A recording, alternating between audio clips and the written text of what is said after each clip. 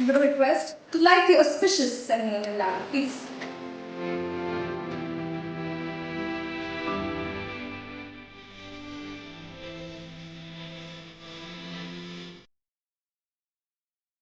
Then, a very our chief guest, Major General P.R. Murray, Shishistega Medal, Managing Director, Army Welfare Education Society.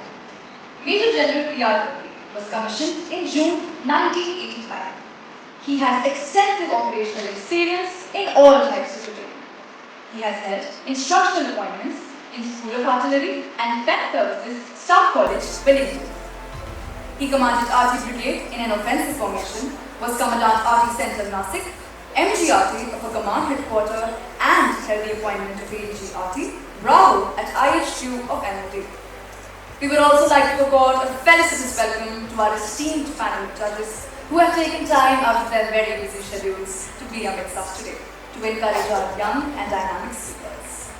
We would like to take this opportunity to extend a hearty welcome to all the esteemed dignitaries and distinguished guests who have kindly consented to be amidst us today.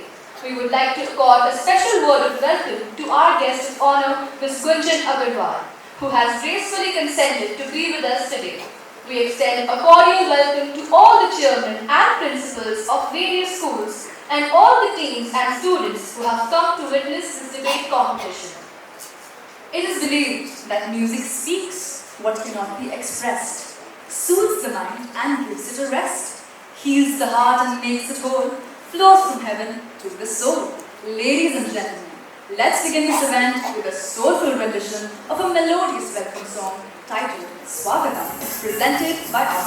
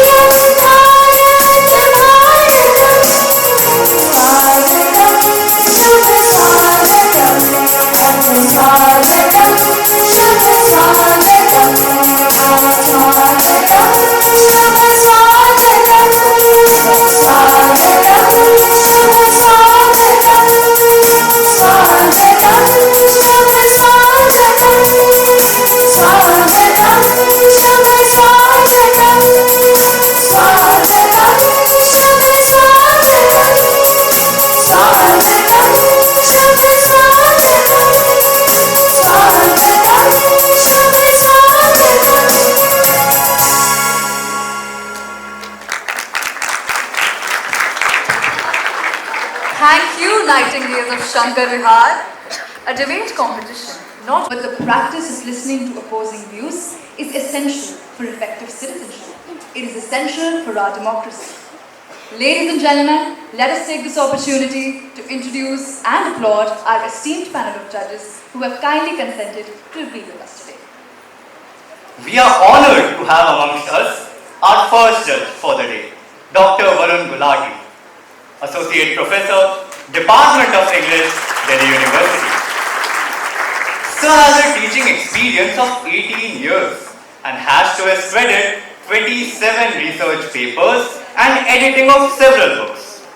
He is a seasoned academic with a strong background in teaching, research and policy advisory, dedicated to advancing knowledge and scholarship in Hindu studies as well as cultural and disability studies.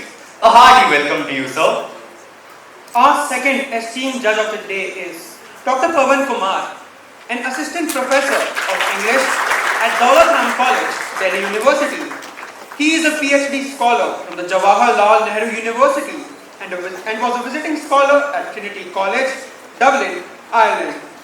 He was awarded the prestigious Pierce Lawrence Scholarship of the Yeats Society. His areas of research include 20th century literature, mysticism, Indian philosophy, and Hindi literature. A very warm welcome to you, sir. Debating minds are great intellectual minds who can speak with great charisma and fluency once given a platform. The 6 teams present here, after an extraordinary display of excellence in debating at the cluster and command levels, are representing the 6 army commands today. The 6 teams which have made it to the National Level English Debate Competition 2024 in no particular order are APS Sagar representing Southern Command, APS Barrackport representing Eastern Command, APS Delhi Can representing Western Command, APS Bharod representing Northern Command, APS Gorakhpur representing Central Command, and APS Bhatinda representing Southwestern Command. Volunteers are requested to escort the participating teams on the stage, please. So, with this thought in mind, let's debate as we hand you over to the moderator for the debating session. Good morning, dear audience. I am Varnika, I am Kashmir, and I am Zoha, your host for today's National Level English Debate Competition. As we all know, human species is the only one with the ability to think logically and critically and express ourselves in a manner which is different and varied. A debate is a formal discussion in which people present opposing or conflicting arguments. Debate is one such forum where not only can we experience a display of oratorical excellence, but can also gain exposure to the various ideas and viewpoints presented. Needless to say, the debaters present here today possess these qualities and much more. The teams par excellence who have made it to the national level debate this year have been named alphabetically to maintain the secrecy of their identities. The topic for today's debate is the rise of online learning platforms a viable alternative to traditional education? The rules and regulations of the competition are as follows. Each speaker will get 4 minutes only to put forward his or her views. The first bell will be sounded at the end of 3 minutes 30 seconds. Speakers will be penalized for exceeding beyond 4 minutes. Speech less than 3 minutes will attract negative marking. It is mandatory for each interjector to ask 2 questions. The interjector will be evaluated on the basis of both the questions. Each question should be based on the speech of the speaker who has just spoken. In case the mandatory quota of 2 questions is not asked by any interjector, he or she will be penalized for the same. It is mandatory for each speaker to face 1 interjector for evaluation. If the speaker is not interjected even once, then he or she will be questioned by a judge and shall be evaluated for his or her response. The speaker will be penalized for reading from the script. It is mandatory for every speaker and interjector to speak from the podium using the podium mic and not otherwise. In case of a tie among the scores of 2 teams for the winning positions, the tie will be broken by discarding the scores of the 2 interjectors. Only speaker scores will then be calculated to decide upon a definite winner. After registration, a single draw of lots was conducted in order to name the teams alphabetically to maintain anonymity of stool names. the same alphabetical order will be followed for the order of speaking. All the participants to please note, in order to avoid ambiguity and conflict, interjectors will pose both their questions to both the speakers of the team next in alphabetical order. Judges to please note that since this is an English debate, usage of any other language would lead to negative marking or disqualification. Now let us apprise you about the exciting array of prizes at stake today. All the participants will be awarded a certificate of merit and rupees 2,000 each. We also have prizes for the best speaker for the motion, best speaker against the motion, and the best interjector, who will be awarded a merit certificate and a cash prize of rupees 2,000 each. The runners-up team will carry with them a cash prize of rupees 18,000.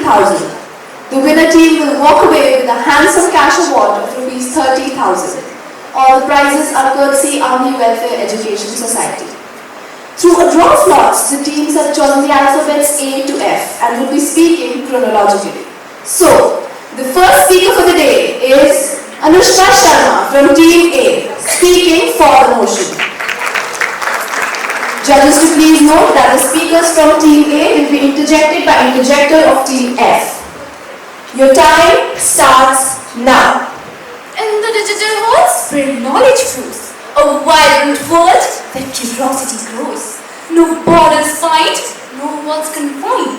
A global classroom, yours and mine. A very good morning to one and all present here. Today we gather not just to discuss education, but yes, to explore its evolution and to challenge its foundation. The question we should be asking today is not whether the online learning can replace traditional education, but whether we are ready to embrace a new era of limitless possibilities. Why be confined to a classroom when most knowledge is now available at our fingertips? Consider this during the global pandemic when schools and universities were forced to close.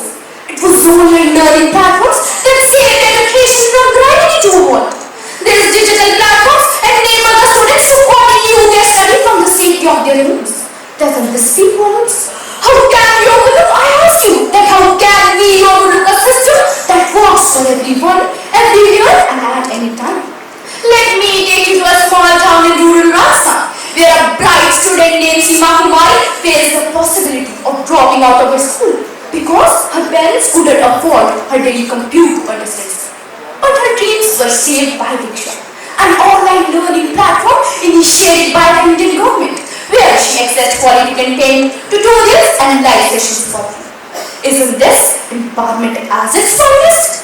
I ask you all, how often have you heard that education is a great equalizer? But can traditional education really live up to that statement when so many students like Seema are left behind due to geographical or financial barriers? Now I ask you to think of this. How many of you have taken an online course or a training? Whether it was to learn a new skill, upskill in your career, or prepare for an exam. You've experienced the power of online learning firsthand. Would you have had the same access to these opportunities if they required you to attend a physical classroom? Furthermore, with digital platforms, a student in Chennai could be discussing with someone in Europe, exchanging perspectives and learning through cultural exchange. Isn't this kind of collaboration essential in a world where global awareness and interconnectedness, yes I repeat, global awareness and interconnectedness are crucial skills? Let's talk economics. We live in a country where students often face crippling debt due to the high cost of traditional education. And even in some cases by teachers. Yes, the teachers have committed suicide for getting less emolument and no stability at the teaching institutions. So should we continue promoting a system that burdens family with financial strain? But the alternative is not only affordable, but just as effective. Finally, I'll leave you with this thought, that is education meant to serve the institution or is it meant to serve the nation? If the goal of education is to empower students, equip them with skills and make knowledge universally accessible, then online learning platforms is not just a valuable alternative. They are the future of education. We must adapt or we risk leaving behind a generation. At last, I would like to end my use with a self-composed poem. I'm no longer proud, no longer small, no longer held by a classroom score. I learn, I grow, I seek, I find. In this vast new world, I free my mind. Again and again, I rise, I see. The digital sky is calling me. No limits, no borders. Just endless space, a journey of learning I embrace. Thank you. May you have a wonderful day. 58 seconds. The interjector from EF to please come forward and pose the question to the speaker. All. Worthy speaker, I congratulate you for your wonderful speech. You mentioned a myriad of merits of online learning, like learning at your own pace and place through various sources and gaining global awareness. But how do you advocate for the absence of hands-on learning experience in online learning, such as understanding anatomy's dissection through a digital pixel connection, or comprehending the art of war and learning how to defeat enemies through tabs and touch screens? First of all, I'd like to thank you for your question's opponent, and I'm truly blown away that how beautifully you are trying to favor traditional learning by just a simple question. But nowadays, everyone from the street vendors to the multimillionaires have access to phone and they can break down barriers to online learning. And according to the survey held by the Indian government, approximately 4.5%, yes, I repeat, 94.5% of the learners believe that online learning is far more better than traditional ones, as it provides flexibility and students here can learn at their own pace. And what about the pandemic, that COVID-19, when all of you learn on the online learning? Now also, if you really believe in traditional learning, then you need to crawl out from under a rock and join the 21st century. Thank you. I hope I satisfied you there.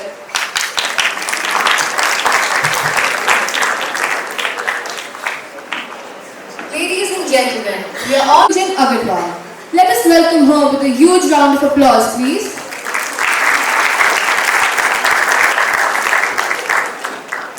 We now have Lavanmoy Sharma from Team A speaking against the motion. Your time starts now. In hallowed halls, where passion ignites, ideas clash in vibrant fights, with voices raised that sharpen our mind in the heat of debate, true wisdom finds. Screens may flicker, but shadows loom in stare rooms where thoughts consume. Disconnected clicks drown the spark, while echoes of laughter fade into the dark. With chalk in hand, our teachers ignite, guiding us through struggles and through fights. Discipline shapes us, builds our core. In traditional paths, we learn to soar. Hello and a very good morning to one and all present here. Today I stand before you to express my thoughts against the motion that is the rise of online learning platforms, a viable alternative to traditional education. Well, I'm really startled by how passionately my opponents here have tried to justify the laboratory thought that online education could one day be the replacement for traditional education while having no leg to stand on. Well, education isn't just about information, it's about transformation. And this transformation requires something that online education could never provide: human interaction, mentorship, and holistic development of young minds. Something that we can never expect from an alien black glass of slab sitting in front of us lifelessly. Moreover, online learning platforms are plagued by one glaring issue, that is retention rates. Over 90% of the scholars who actually enroll in massive online learning courses are unable to complete them. Are we really willing to entrust the future of our education to a system that loses more learners than it actually retains? And what about the intangibles? Think of the friendship made in school, the feeling of stepping inside a university, or the experience of attending a physical lecture. These are the sentiments that can never be replaced by just a simple screen. I ask you to reflect on this. How do we know what we know? How do we know what we know? The epistemology of learning and to live a pristine life. A simple screen can never foster the creativity, innovation, and critical thinking that defines great education just through a series of some pre-recorded videos and some online quizzes. Are we really willing to sacrifice the heart of education, the sacred bond between teacher and student revered all around the world, just for the sake of convenience? But the challenges don't stop there. The mental health implications of online learning are increasingly alarming. The lack of in-person interaction can foster the feeling of isolation and anxiety among the students. For those who thrive on social engagement, the lack of companionship can prove to be overwhelming. Not only this, the poor internet connection, technical issues and glitchy videos are the ones deciding whether students get to learn or not. Especially considering the fact that only 40 to 50% of the total Indian population actually has access to a stable internet connection. Not only this, let's not forget the issue of excessive screen time, especially in our digital age. The students find themselves glued to screen for hours if not days, completing assignments, going through endless classes and scrolling endless content that does not get them anywhere, but leads to problems like eye strain, mental burnout and digital fatigue. Is the convenience of online education worth the potential harm to our students' health? Especially when in the sea of information, students often struggle to find themselves afloat. At last, I would like to end my speech by saying that the future of our learners depends on our choices today. Let's ensure we choose wisely. Let's ensure we choose quality education with real life skills of today and tomorrow. At last, I would like to end my speech with a few lines. I am not afraid of screens in our life. Our fear will forget to engage. I am not afraid of virtual platforms. Our fear will forget the joy of stage. I am not afraid of assessing knowledge. Our fear will stop seeking more. I am not afraid of screens in our life. I fear real friendships will close the doors. Thank you. Spoken for 4 minutes and 5 seconds, exceeding the time limit by 5 seconds. The interjector from Team F to please pose the question to the speaker.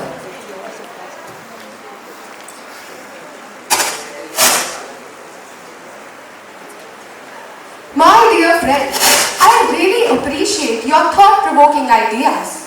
You mentioned in your speech a plethora of reasons to hold on to traditional learning, like increased discipline, holistic development, and higher retention rates.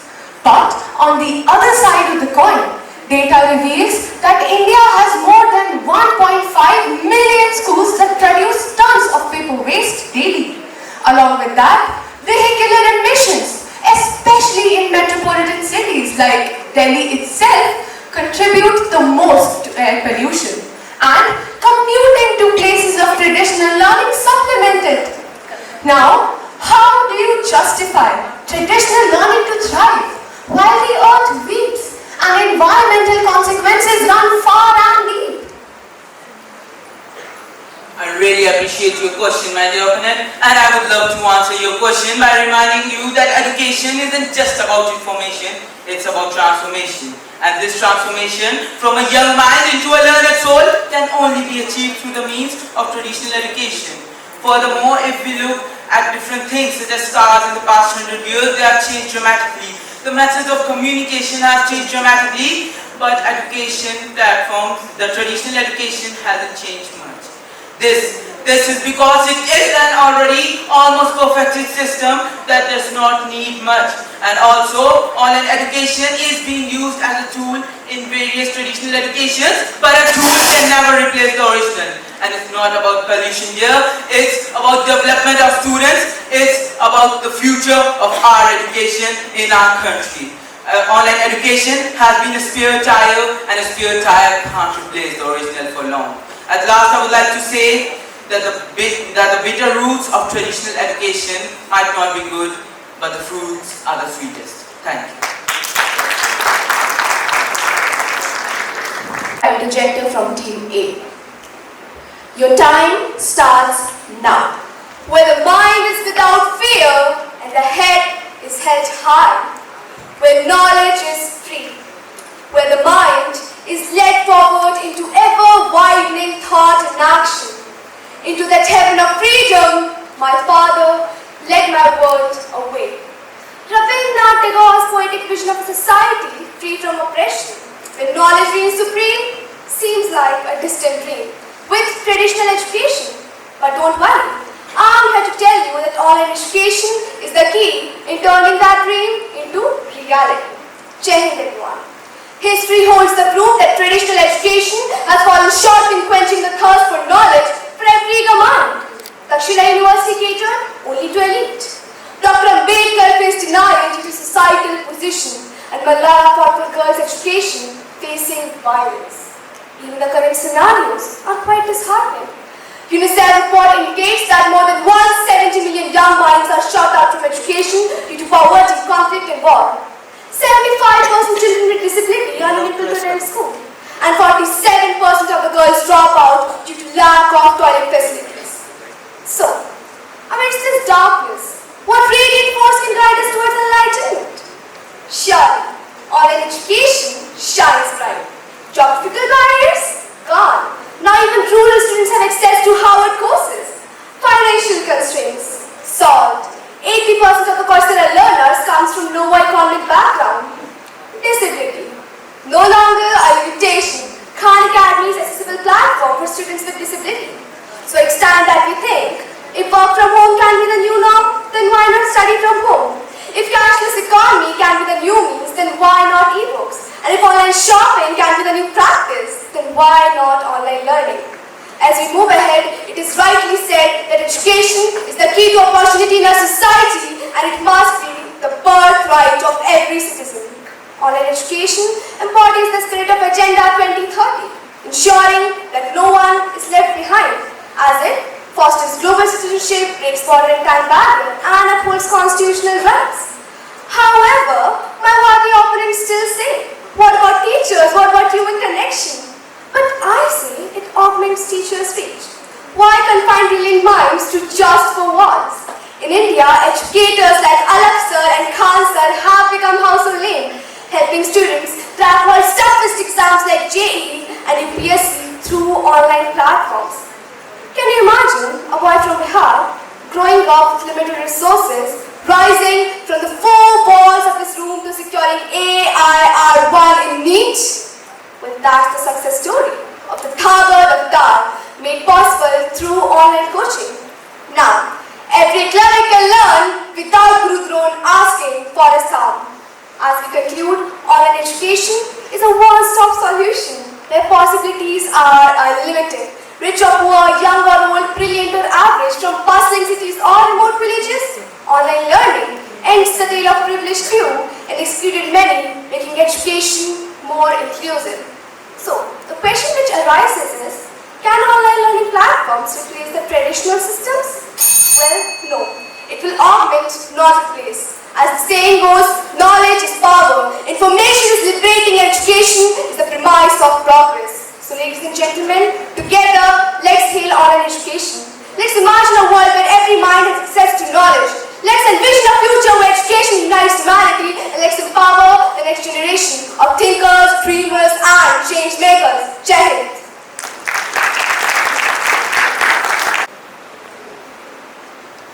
Dear opponent, I am astonished by how beautifully you have managed to justify the continued use of a flawed system, the system of online education.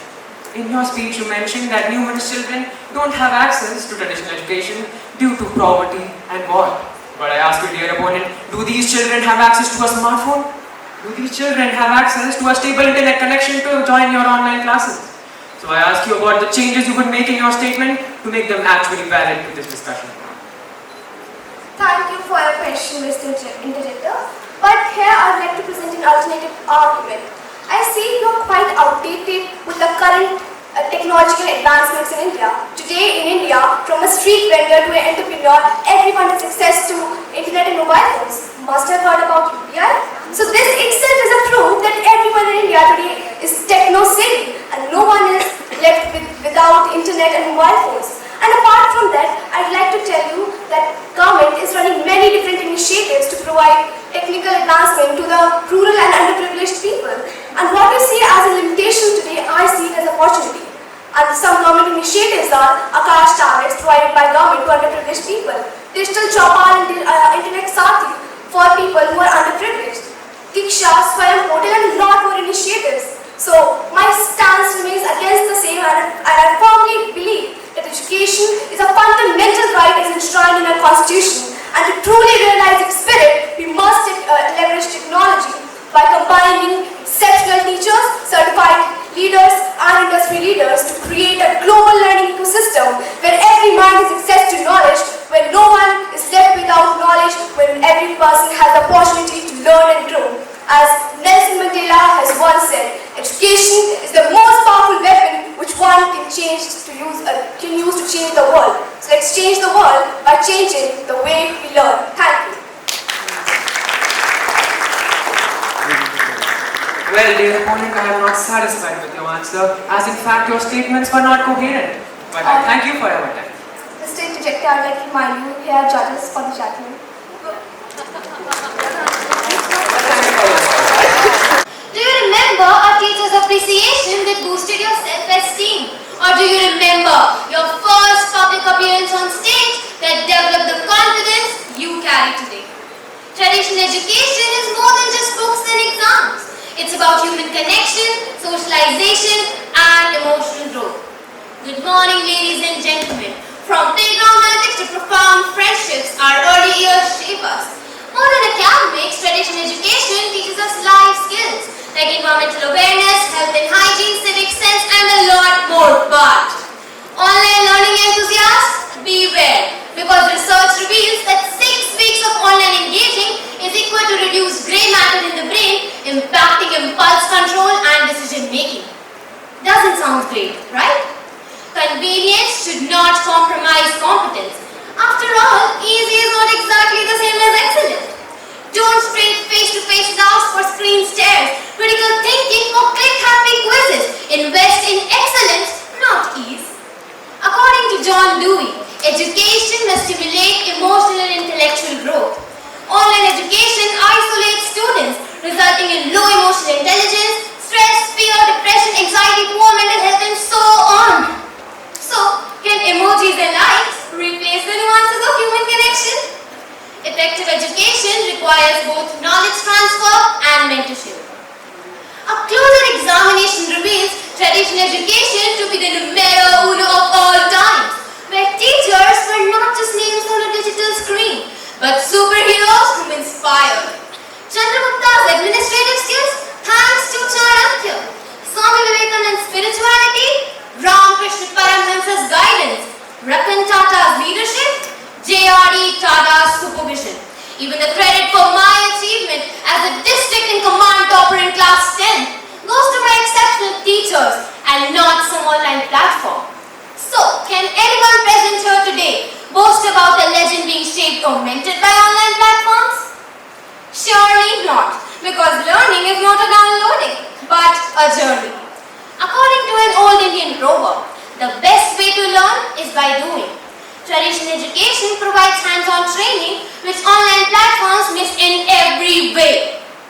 According to a study conducted by NCE Statistics, hands-on learning boosts our retention rates by 40%. Every single philosophy emerged out of real debates and discussions and not some online chat. Every single innovation took shape in a real setting and not some virtual lab. And let me remind you, learning from mistakes happens in classrooms and not chat forums. Everyone present here today would agree that some of our best memories are created in classrooms and fostered through shared experience. These memories remain with us forever. But what memories would an online learner have? As we conclude this debate, remember that education is not just about acquiring knowledge. It's about shaping minds, cultivating character, and fostering a sense of community. Traditional education is the foundation upon which legends are made, leaders are born, and innovators thrive. As we move forward in this digital age, let's not forget the timeless wisdom of the past. Let's not sacrifice excellence for expediency. And let's choose traditional education for a future that's authentic, engaging, and life-changing. Jai Hind. Well, dear opponent, in your speech you mentioned that traditional education can provide lots of social engagement and interaction. But I would like to tell you that studies have shown that online education is not only better or is at least just as good at providing social engagement and interaction. Moreover, online education is better actually at helping students learn and understand at their own pace and therefore improving their performance in exams. So I would like to ask you what changes you would make in your statement and also in the online education system to make it live up to your standards. Thank you for your question, Mr. Interjector. I would like to tell you that when you go to school, you interact with your classmates, you interact with your teachers. You play with your friends in the playground, cultivating the team spirit, the sportsman spirit, which teaches you socialization and social values. Schooling education or the traditional education system teaches you skills that are needed to sustain in a society, the skills that are needed to live the life. And hence, traditional education can be said to overpower online education systems, where in online education system, a child is isolated in front of the screen. Let me also tell you the one of the greatest leaders, APJ Abdul Kalam, from APJ Abdul Kalam to Vikram Sarabhai, from Sundar Pichai to Amartya Sen. All these leaders are the result of traditional education system and not some online platform. Thank you. Well, dear opponent, I am not satisfied with your answer, even though there are judges for that. Time starts now. Remember Sunny Singh, the street samosa vendor from Noida? Or Shehzad, the crockery hustler from the serene valleys of Kashmir? You might have just passed it by. But here comes the magical twist. From the sullen streets of the countryside they emerged to be the shining stars of the country. Sunny, a neat topper, and Shehzad, a doctor. When traditional education closed its door, physics wala, like the Avengers, gave them a life to adore. An exuberant morning to the August congregation present here. Today I, Shankar Satra, representing Team C, I'm standing here to vigorously endorse the motion of the House. Is the rise of online learning platforms a viable alternative to traditional education? Buckle up, the answer is a resounding yes. Let us rewind to 2020, when the world collectively panicked. COVID-19 shut down schools, colleges and education seemed to be gasping for its last breath. Just like Shah Rukh Khan swooped into the climax of Chak De India, Unacademy, Bayus and Vedantu burst onto the scene to save the day. From interactive quizzes to recorded classes, they redefined learning, teaching us the priceless gems of the 21st century. Digital literacy and time management. Talking about time management, who doesn't love flexibility? If traditional education is a strict 9-to-5 job, online learning is like being your own boss. Are you an aspiring Indian soldier looking to upskill IT and data science? Well, IGNOU online courses in collaboration with the Indian Army are ready to turn into a tech warrior, breaking geographical barriers faster than a superhero in a speeding car. All you need is a phone, Wi-Fi and voila! Like Sia, you're unstoppable. Nothing can stop online learning platforms because they mother inclusivity. Traditional classroom can sometimes be the breeding grounds for discrimination. But online learning, it's the friendliest place around. Children with special needs can finally learn at their own pace, thanks to Khan Academy's personalized learning. And the students from the marginalized community can finally breathe a little easier.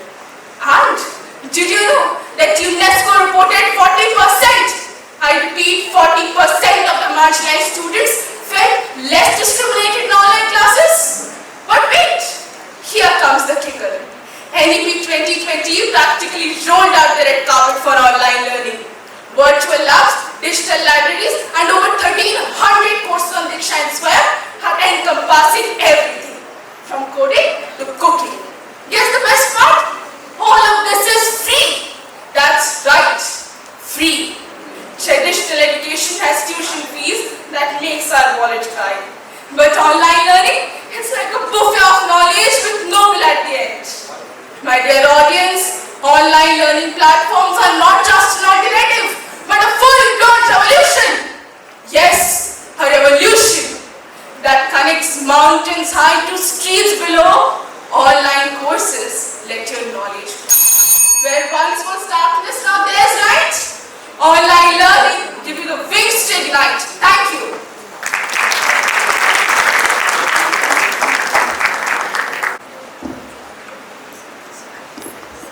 Hello. Jai Hind, everyone. I would like to compliment you for your insightful thoughts. Ms. Speaker, you seem quite optimistic about online education and you have also mentioned about Indian Army. But considering the significant role of premium defense institutions like the National Defense Academy, Indian Military Academy and Rashtra Military School in shaping India's military leaders through holistic development encompassing mental resilience, physical prowess and patriotic fervor, where India's top military talent is pushed to the limit, forced in adversity and united by sweat, tears and triumph. The comprehensive development and aspirated corps fostered by these institutions defines India's defense legacy.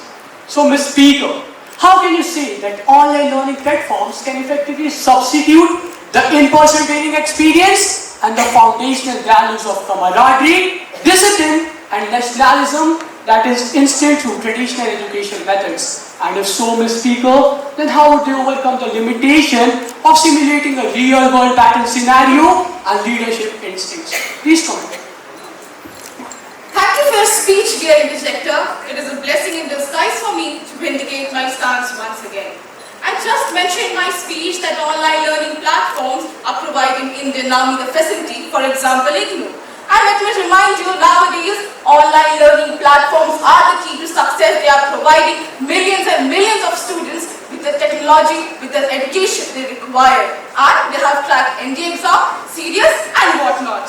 Let me remind you, my dear interjector, that Indian Army are getting more in AI techs. They are making helicopters on AI and whatnot. And let me remind you that there is not far when online learning platforms will take the pass, will take the step and make Indian Army a powerful, a more better Indian Army than before. And my dear interjector, online learning platforms are not inferior like cars were inferior to wheel cars. They have evolved. And should we? The train is leaving the station, my friends. Are you on it? Or have you been left behind? Thank you. Thank you for your answer. Ma'am, am I audible? Ma'am, you're on mute. Ma'am, your screen is frozen. Oh wait, no. You're back. Oh no, wait, you're gone again. This, my dear audience, is not an episode of a mystery thriller, but the daily drama of online learning, where the voices of the students fade out like whispers in a hurricane. A euphoric morning to the esteemed judges, dignitaries and fellow debaters. Today I am Vidita Chakraborty, representing Team C. I am present before you all to vehemently oppose the motion of the House. Is the rise of online learning platforms a viable alternative to traditional education? Spoiler alert, they are not. Let us begin with a round of applause to the true champions of online learning. Technical glitches. Ever tried to concentrate on a riveting lecture when your teacher sounds like she has turned into a robot caught in a tunnel? The sweet satisfaction of finally understanding a tricky topic, only for your screen to freeze, and you are left reading their lips like a wannabe Sherlock Holmes. Your heart will cry out, give me some sunshine, give me some rain. Oh God, give me traditional education back again. But if the technical glitches haven't thrown us under the bus, let's address the digital divide. The carrion of equality that separates those with access to fast internet from those who struggle in a Wi-Fi wasteland. According to UNICEF, 2/3 of the world's school-age children, approximately 1.3 billion students lack internet access at home. Yes, the audience, you heard me absolutely right. 1.3 billion.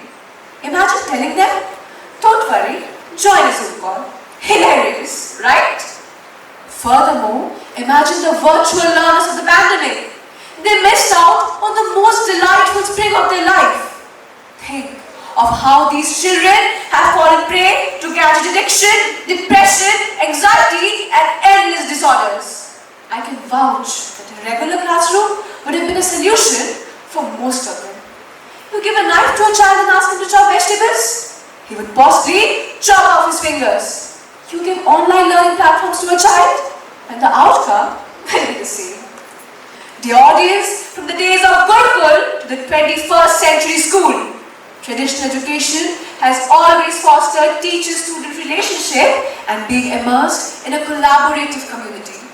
Now, can anyone tell me how clicking through a screen can bring us emotionally closer to our teacher?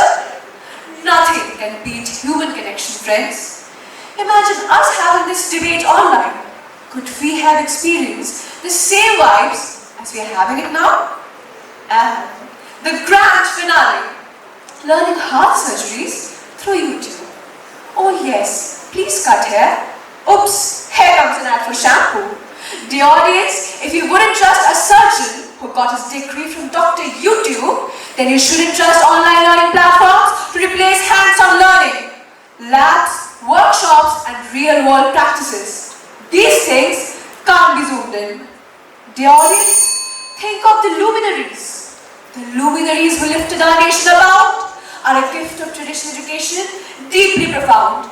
Online learning platforms are fleeting dreams. They strive, yet lack the dream. Thank you.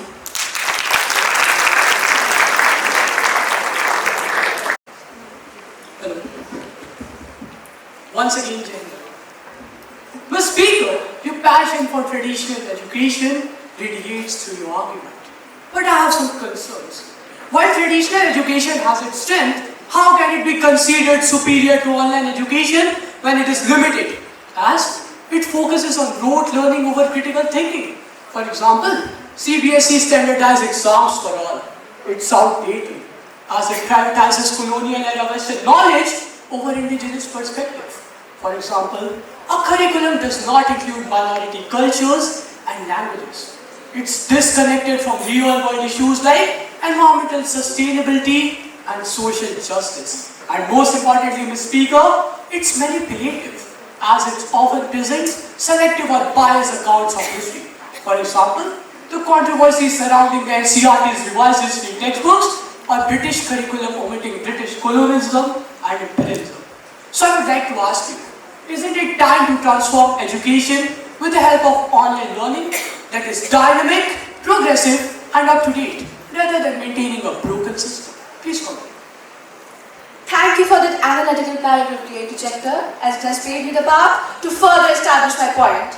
But let me remind you, online learning platforms are a supplement and they can never be a substitute to traditional education system. Because if they were, then the schools and colleges wouldn't have opened up after the end of the pandemic. Online learning platforms are not preparing the students for the future. They are trapping them in a digital bubble. Sympathy and creativity, these things cannot be taught by apps, but forged through face-to-face interaction, tackling real-life challenges and practical learning. Let me remind you, dear interjector, that according to NEP 2020, students must be provided with vocational courses for their upskilling. And nowadays, according to NEP 2020, the learning is learner-centric. Therefore, dear interjector, online learning platforms lull students into complacency, stifling the action and adaptability needed for the future. Instead of empowering them, they cripple the potential, chaining students to the very technology they should master and not be mastered by. Let me provide you with an example. Military education and tactical training is a realm where true warriors are forged by enduring the raw, unforgiving physical endurance, the pulse-pounding, real-life combat simulations and sharpening of instincts which no online platform could ever dream to replicate. Tactical training is not something you can pause for a coffee break. It is trusting your comrades with your life as you move as one, reacting in real time to the unpredictable. And what about mastering the use of weapon? That is not something learned from glossy slideshows. It is the result of boots on ground experience, where every error comes with real consequences. Let me conclude with a quote by educationist John Taylor Gatto, which goes like, "Traditional education is essential for providing us with a basic set of skill and knowledge required to operate in a society. And therefore, the interjector, like a lighthouse in the fog, the truth stands resolute, guiding us through the tempest of doubt." Thank you. Thank you very much. Your time starts now. Online learning platforms are here to stay. The most compelling outcome of online mode has been convenience, connection and collaboration. A very good morning, esteemed judges, respected teachers and my unworthy opponents. Today, I stand before you to argue in favor of the motion. Online learning platforms are indeed a viable alternative to traditional education. According to a recent study by Research Institute of America, students retain 25 to 60% more study material through online classes as compared to traditional classroom settings where retention is only 8 to 10%. Susan Patrick, a leading educationist, rightly stated, "The ability to learn anytime, anywhere has the power to revolutionize the way we approach education. Online learning brings that vision to life." Online learning platforms like Udemy, Vedantu, and edX with over 41 million users can give a lifeline to those who face obstacles such as geographical distance or physical disability. You will be amazed to know that not only the private sector, but the Ministry of Education, Government of India has launched several online learning platforms like Swayam with a successful enrollment rate. So the naysayers of online learning mourn the risk of seclusion and social awkwardness as its possible fallout. Nothing could be further away from reality than this. Studies have proven that online education enhances social skills as it builds relationships and navigates the digital world, which is more connected to the worldwide community. Talking of skills, a survey by National Center for Education Statistics revealed that 73% of employers preferred candidates with digital literacy skills, which are honed by online learning platforms. With traditional education system struggling to keep up with the demands of the modern job market, isn't it time for a more adaptable and elastic approach? Many a times, students preparing for competitive exams or struggling with subjects like mathematics or science come across versatile learning platforms which not only improves their grades but also boosts their confidence. Therein lies the magic of online learning platforms. In fact, Newton, a leading adaptive learning company, reported improvements in success rates by 15% and reduction in dropout rates by 56% across various educational institutes. Furthermore, online education promotes inclusivity and personal freedom, allowing each individual to explore a path that inspires them. Education acquires a new meaning with the scope to learn other skills, such as playing an instrument or Vedic maths, within comforts of one's home. As Seth Godin, an American author, aptly stated, "The future of education is already here. It's called the internet and online education." Remember, the E in e-learning stands for electronic learning, but it also stands for evolving learning and engaging learning. With this, I rest my case. Jai Hind. I would have loved to mark all the odd subtleties in your speech with a pen and a paper, but for the time being, this microphone will suffice. Good morning to the august assemblage gathered here today. I, Anuvita, stand before you all as the interjector of Team C. And my question to you, dear speaker, is that don't you think the reliance on online learning platforms risks creating a future where education is driven more by consumer data analytics than by pedigree and student welfare? After all, what are the ethical implications of this? Thank you for your question.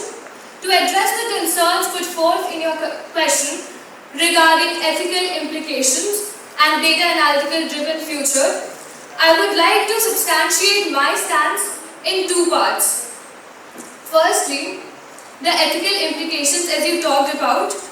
I believe that online learning is a viable alternative and all your apprehensions are misplaced. Online learning is taking advancements and developments. There are a lot of online learning programs increasing day by day, and according to a research, 14% increase has been there of online learning platforms according to a CAGR, the compound annual growth rate.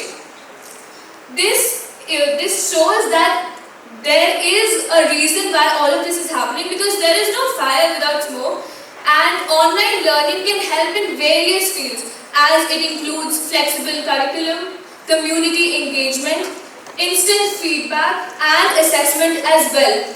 Students can also have qualitative assessment and quantitative assessment as well.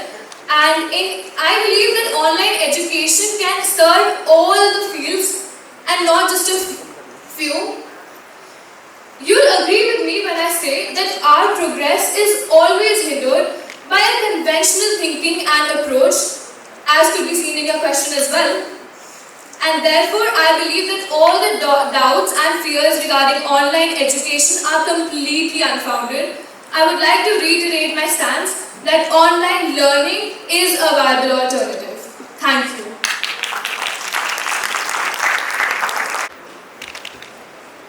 Audible? Your time starts now. Do you really believe that online learning surpasses the traditional learning experience? Are you truly convinced that online platforms are more feasible than the traditional learning setup? Do online learning platforms fulfill all the learning outcomes? Most of you in the audience, I'm sure, will agree with me when I say that there is no alternative to traditional education. A very good morning to the respected judges, my worthy opponents, and the esteemed audience. Today, I stand before you all to express my views against the motion on a very thought-provoking topic. Are online platforms a viable alternative to traditional education? A WHO study in 2021 proved that majority of students under review were not able to recover from the learning deficits caused by school closures in 2020.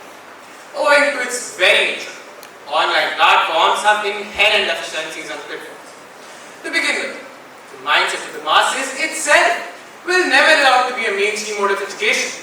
Concerns about its safety and effectiveness are and will always prevail.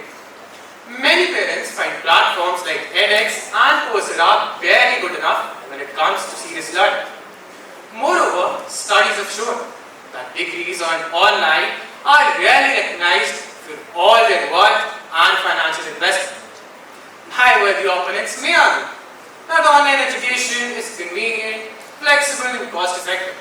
But my dear friends, the fact is that the risks and downsides far outnumber the advantages. Social reclusion, depression, distraction, digital addiction, and not to forget, the disruption of work-life balance are some of the serious drawbacks of online education. Even if we remain sanguine and hope that online education would be opted as a viable option in the near future, there are some serious logistical and economic concerns as well. With unfavorable restrictions like FDI regulations in India, investment in the sector by a foreign entity is capped at 49%, due to which many platforms, which take off at a good pace initially, usually drown due to the scarcity of investment. Undeniably, the conventional mode of learning instills life skills like civic sense and independence. As per a survey in Japan called the Progress Report on Generative Skills, students became less social and showed decreased signs of leadership and patience during online learning. In a world of algorithms, the true importance of human connection must be understood. In my opinion, the online mode of instruction can never fully provide the quintessential rich dynamic experience classroom learning. Learners are sentient beings, and traditional education is necessary to fulfill learning objectives like decision making, compassion, and empathy. Therefore, the bond between a teacher and the student can never be fully forged, leave alone substituted with a Wi-Fi connection and an online platform. Online learning can only supplement traditional education and can never completely replace it. Remember, online education is not a miracle. It is a mirage. With this, I rest my case. Jai. Found that over 80% of the companies plan on increasing their reliance over online training as well as learning within the next 5 years. So how can traditional schools claim to prepare the students for the 21st century's ever-evolving job market, when the industries themselves are shifting towards online learning. Who says that traditional education does not develop the 21st century skills? School these days offer high-tech computer labs, interactive screens, smart boards, and whatnot. Moreover, they offer subjects like CS, IP, IT, AI, and web design. Moreover, in a traditional setting, teachers and students interact, which leads from one discussion to another, which leads to cultivating curiosity and producing knowledge, which by difference are the ultimate goals of learning. Moreover, traditional education offers hands-on experiences and experiential learning, which not only help the students to learn and understand better, but also develop 21st century skills, like you mentioned, like collaboration, critical thinking, and problem solving, which will help them to get jobs. So my dear friend, I disagree with you when you say that traditional education does not develop 21st century skills. Hence, I firmly believe that traditional education offers more discipline, more discussion, and less distraction, and therefore I reiterate my stance that online education can only supplement traditional education and that there is no viable alternative to it. I hope that answers your question. Thank you. Found one as far as I could. Ladies and gentlemen, much like in Robert Frost's poem, we stand at a pivotal moment in education today. On one side lies the traditional system confined to physical classrooms, rigid timetables and limited access, and on the other, we have the rise of online learning, flexible, dynamic and boundary breaking. A very good morning to one and all present here today. We've gathered here in a hall brimming with opinions for and against the motion. But let's cut to the heart of it. What do we truly want from an education system? We want a system that is efficient, inclusive, cost-effective, adaptable, and yet the traditional model remains a behemoth of logistical challenges, a labyrinth of outdated curricula, and a sinkhole of financial resources. Online education had been around for years, but it took a pandemic to propel it into the spotlight. When classrooms shut, online learning became the backbone of education, revealing benefits that could democratize learning for all. Traditional institutions have failed millions through corruption, greed and elitism. Look no further than the hard-hitting film 12 fail, which exposes the bribery and extortion rampant in schools and universities. Transparency International reports that nearly 25% of all the bribery cases in India are tied to education. For far too many, it's no longer about learning, ladies and gentlemen. It's about navigating a broken system designed to exploit. And when it comes to the future, traditional institutions are fossils. Blockchain, AI, cybersecurity, content creation, skills powering the modern world are not even touched by these institutions. But online platforms are bridging this gap, equipping students with tools to not just survive, but thrive in today's fast-evolving market. Now, let's talk economics. The World Economic Forum predicts that global e-learning market will reach a mark of $400 billion by 2026. In India, with over 500 million internet users, this could unlock a new era of growth. For example, IS Srinath K, who worked as a coolie and cracked India's toughest exam, and all he needed was his mobile phone and free Wi-Fi at the railway station. Let's talk about Green Revolution. In the 1970s, when Indian agriculture was on the brink of collapse, it wasn't just new seeds that saved us, it was information. Through this information, through TV and radio, we educated our farmers on weather patterns and new farming techniques. These platforms didn't just save crops. They helped in the building of a nation on the grounds of which we're debating here today. The merits I've mentioned are just tips of the iceberg, ladies and gentlemen. According to World Bank, access to education can be increased up to 50%, educational costs can be cut down to 75%, NCBI reports online learning boosts student engagement by 40%, and global collaboration will make global classrooms with global citizens. From Niti Aayog to global experts, from industry leaders to students themselves, everyone agrees that online education is not just viable, it's inevitable. We live in a world driven by technology. Education needs to catch up. So I ask you, ladies and gentlemen, want to provide opportunities to millions regardless of geographical or financial barriers today. I urge you to join me on the road less trodden by, because the future of education is not a debate. It's already here, and it is digital. Jai.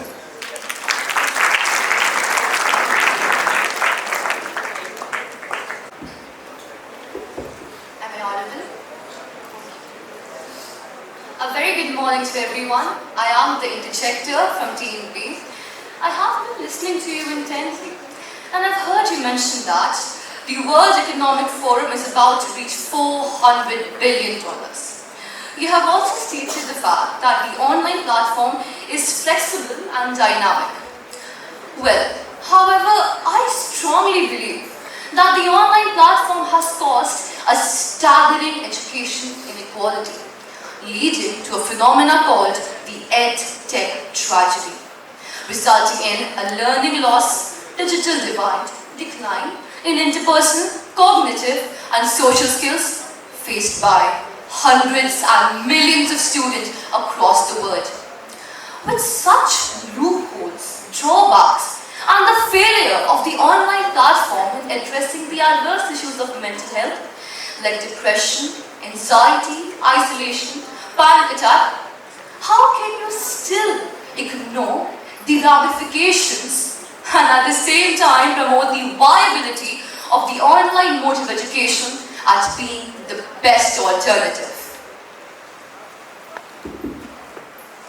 Thank you for your question. To address your concern about social skills and various other, I'd like to cite an example. A very famous psychological theory of ecological development. It states that a human being develops across 5 stages: microsystem, mesosystem, macrosystem, exosystem, and the prolosystem. This states that an individual is developed through various stages, and online learning can play a vital role in this. Through virtual discussion forums, through interactive learning, through gamification of topics, this can be interactive and give students the social skills they need to thrive in this modern era. To cite an example, Estonia, a European country, it fled through online education's era and still continued in online education. It absolutely justified the relevance of online education and is developing various reasons. Thank you. Sir Alan Bloom said, and I quote, "Education is the path that takes you from darkness to light." And I am sure that while saying this, he was not speaking about the blue light of a digital screen. Classes in bed, no deadlines, ignoring assignments, structureless learning, and on top of that, multitasking, juggling videos, munching on snacks during lectures. Surely, this is the future of education, right? Definitely not. Online learning can never ever replace traditional classrooms. Greetings to the august gathering present here today. I, Speaker 2 from Team E, will be speaking against the motion of the House. While my opponents advocate for virtual classrooms, the UN report, the Kothari Commission, the Kasturi Rangan Committee, along with 93% of parents and 68% of students all believe that traditional classrooms are the way to go for education. They enrich an individual with enhanced social skills, hands-on learning, effective feedback mechanism, and the biggest driving factor, curiosity. In a class full of interaction, verbal and non-verbal cues. This, ladies and gentlemen, is traditional education. These are incubators of growth, interactive, dynamic and values-driven. These lay the foundation for future success of tomorrow.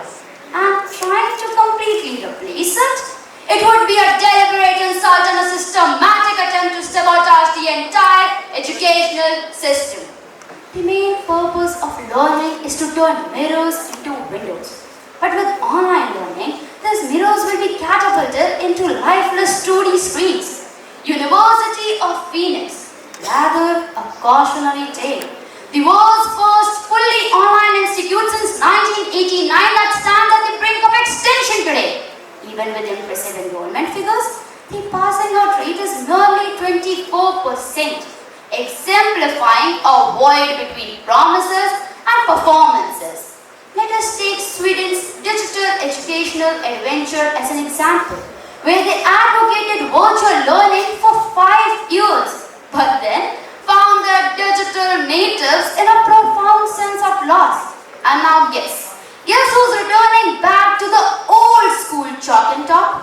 A UNICEF report reveals that during the time of pandemic, cybercrime and cyberbullying were at peak. We need to understand that with online learning, we will be sacrificing the very people we seek to empower, turning this panacea into the biggest enigma for generations to come. Currently, the world's 5th largest economy, India, has only 23% of schools equipped with technological devices, and out of those, only 18% having a technical faculty that can look over the virtual classrooms. And we talk about online learning under such circumstances. Quite extraordinary. A future where education for all becomes education on call, and digital divide, it becomes ruler of us all.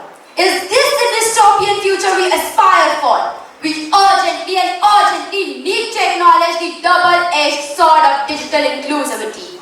We today stand at the cusp of an educational revolution that will either bridge the gap or widen it.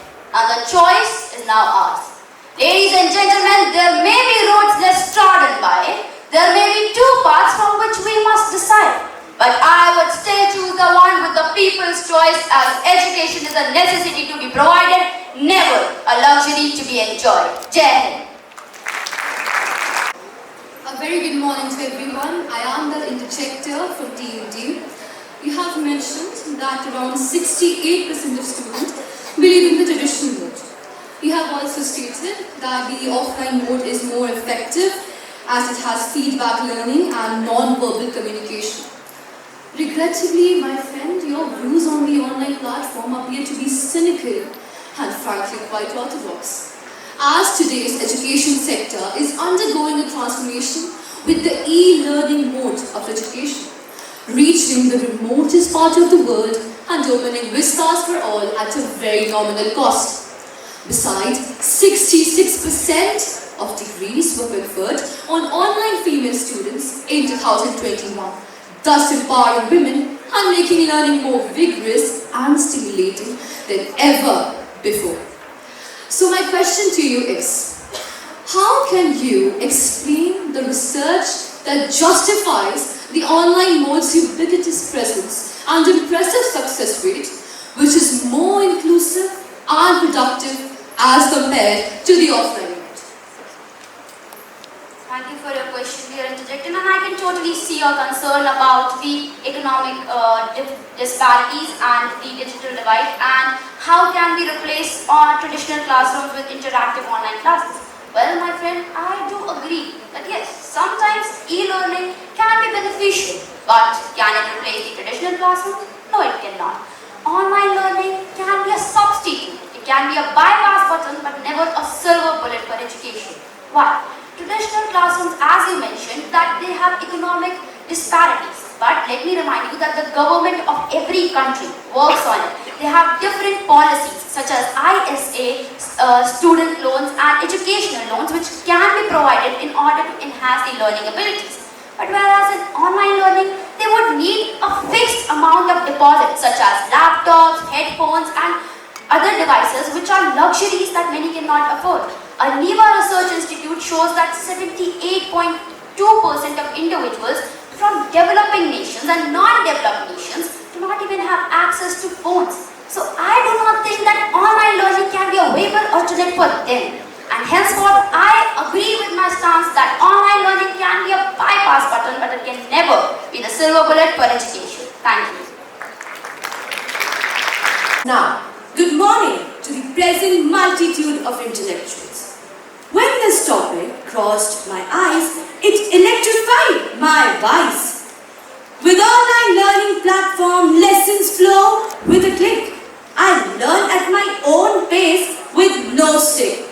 No cruel stares, no bullies, no jeers. My free heart and mind gains knowledge with fading fears. And it is this free knowledge with open doors through online learning platform to which I member of Team F, stand here to asseverate the motion of the house. My opponents have tried to create a mirage where man is in the grip of sandstorm of age-old traditional learning. But let me break the illusion. International Journal of Education Development 2022 validated that the blessing of online learning has woven the world into a single thread of knowledge, transcending borders, uniting humanity. Whether it is the frozen expanse of Yakutia, Siachen, or the scorching sand dunes of Thar and Sahara, whether they are the war-torn lands like Syria and Iran or the pandemic-stricken regions of India and Spain, nothing is beyond the reach of online learning. Automated learning brings education from classroom to kitchen to balcony to terrace to street. That is, anytime, anywhere, that too. Fit in your pockets. Precisely, if Muhammad cannot go to mountains, how about bringing mountains to Muhammad? And the same Muhammad, when a disabled man couldn't move a single inch, drowned in pain, felt dejected in every single pinch.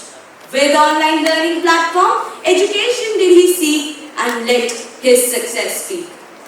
My dear lords, my dear friends, with the use of interactive tools and multimedia resources, online learning platforms have enhanced student engagement by up to 30%, minimized financial costs by up to 50%, introduced new flexibility to 70% of the learners, leading to 77% improvement in students' performance, as confirmed by Education, Technology and Society 2022. To address my enthusiastic advocates of traditional classroom, claiming group interaction, asserting peer recognition, but they fail to understand that for the weak it is social suffocation, for others it is peer pressurization, and for some, rope is the last solution.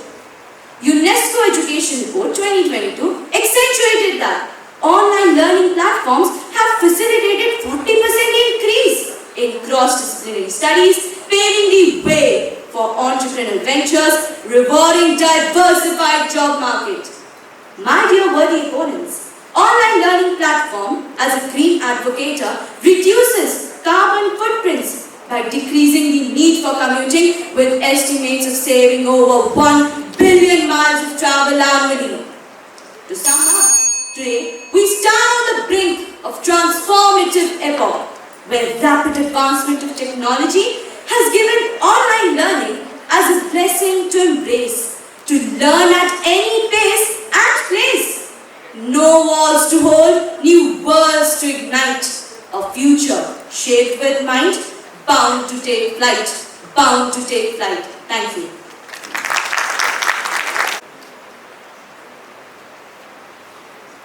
Greetings to the honorable judges, worthy teachers and their audience. Excellent speech, dear speaker. As you mentioned about the single thread of knowledge, flexibility, accessibility, convenience, and UNESCO's report regarding 40% learning increment.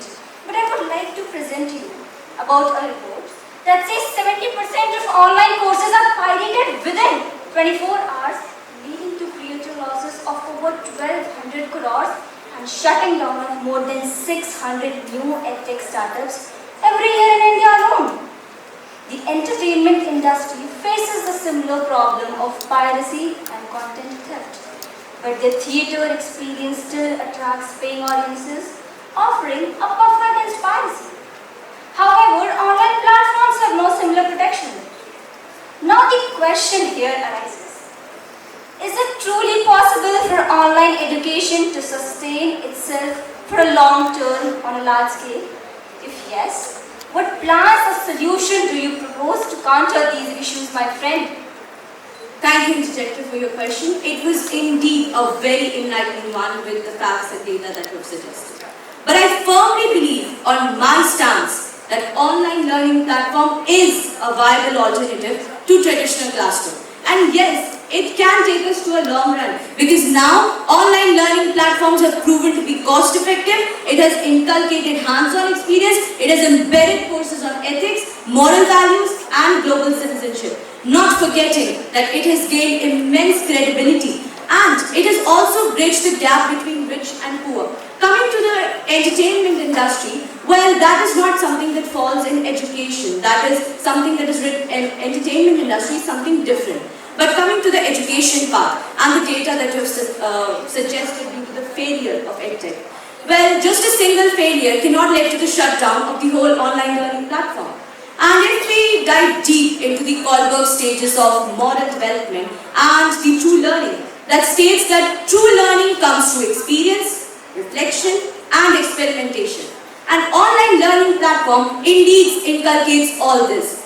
And let me tell you a very shining example from Alipurduar, West Bengal, where a local population led by the sub-divisional police officer turned its Wi-Fi into lifeline for students. A single-handed Wi-Fi, and it is a lifeline for students. So you see that we can work together to stop this EdTech failures. And let's not forget that this act of kindness, like a beacon of the night, has helped countless students to crack competitive exams, because now they don't have to spend on those expensive coaching classes.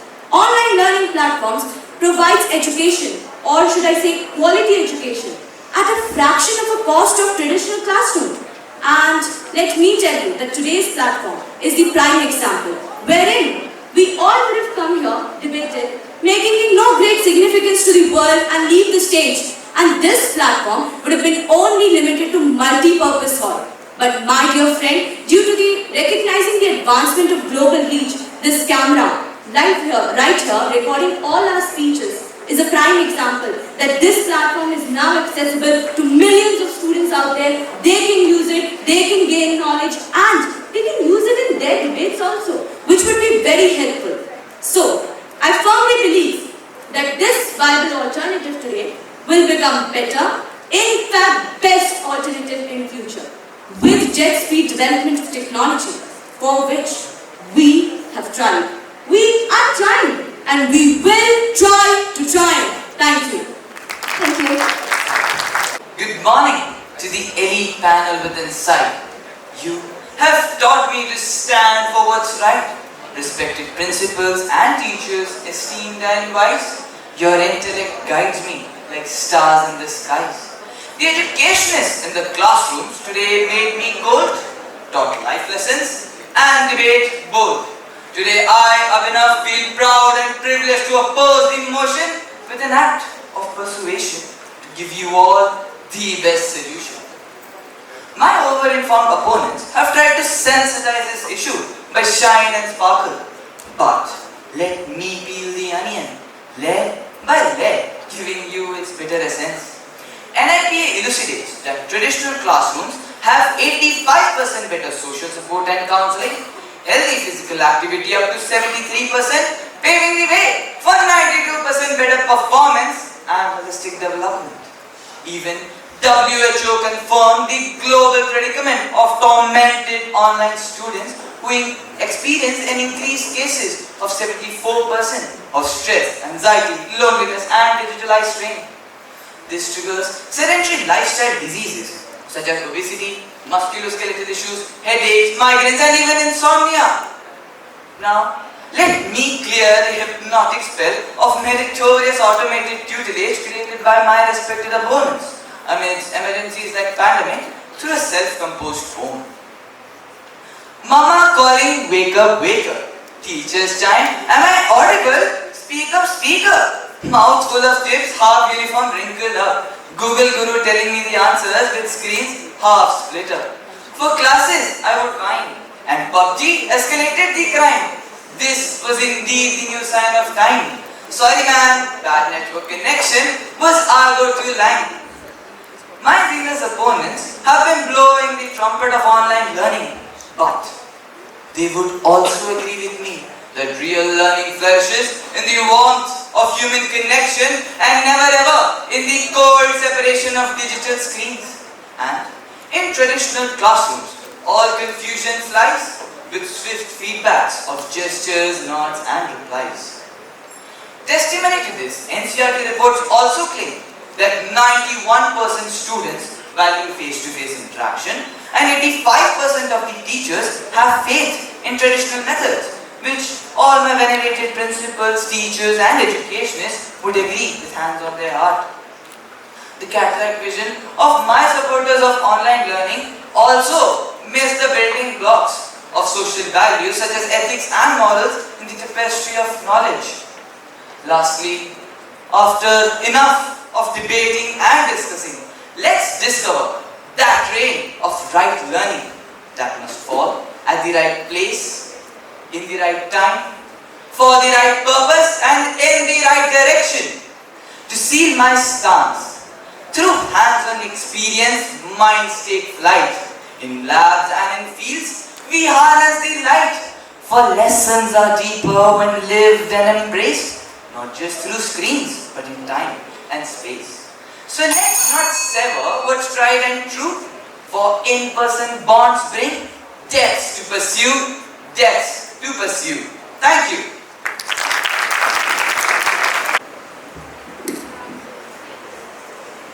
Well spoken, my friend. As you talked about the interdisciplinary skills and 91% students value face-to-face interaction.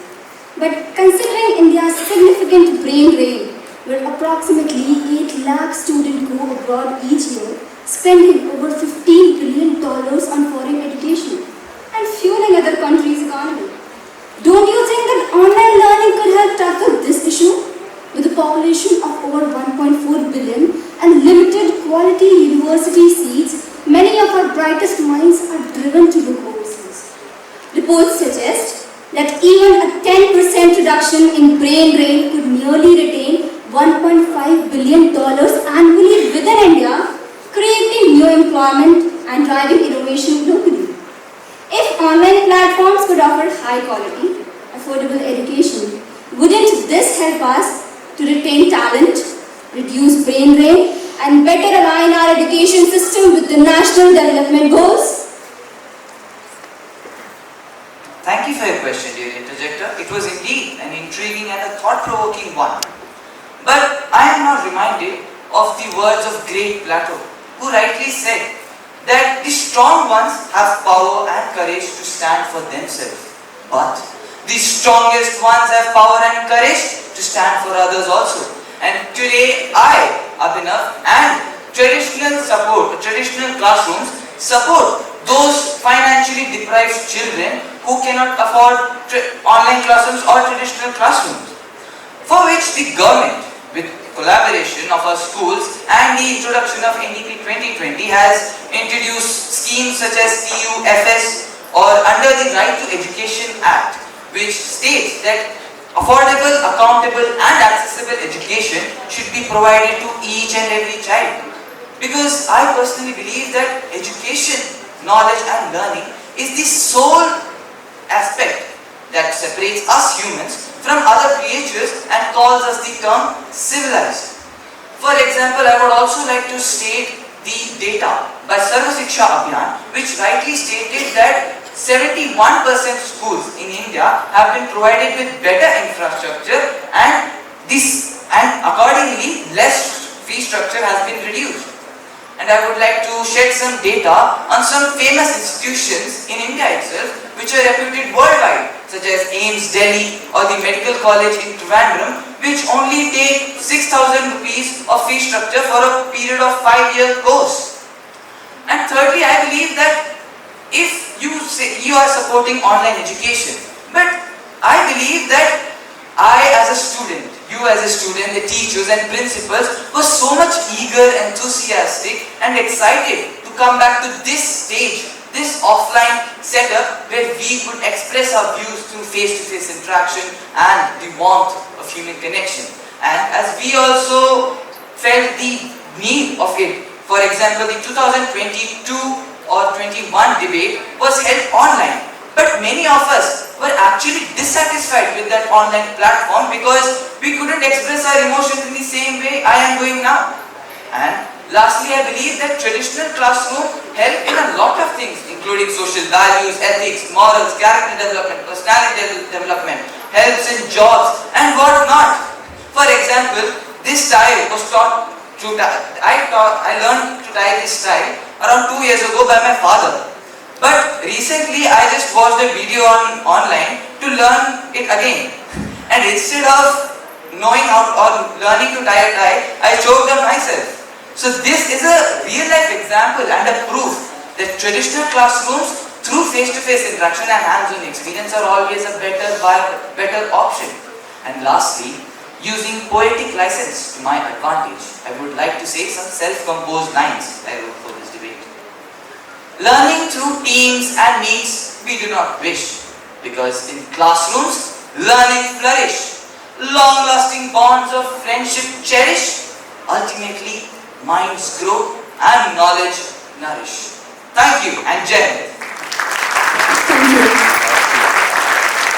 Everybody, we now hand you back to the hosts for the day, Gulnoor and Harshit. Thank you, Kashvi, Varnika and Zoba. We hope that our dear audience found the session extremely engaging and thought-provoking. I'm sure the judges will have a tough time deciding with such a display of oratorical prowess, clarity of thought and fluency of expression. Thank you very much. We are sure that you all had enjoyed. We would now request our Honorable Judge, Dr. Varun Gulati sir, to please join us on the stage and share his observations about this brilliant display of talent today. Thank you very much.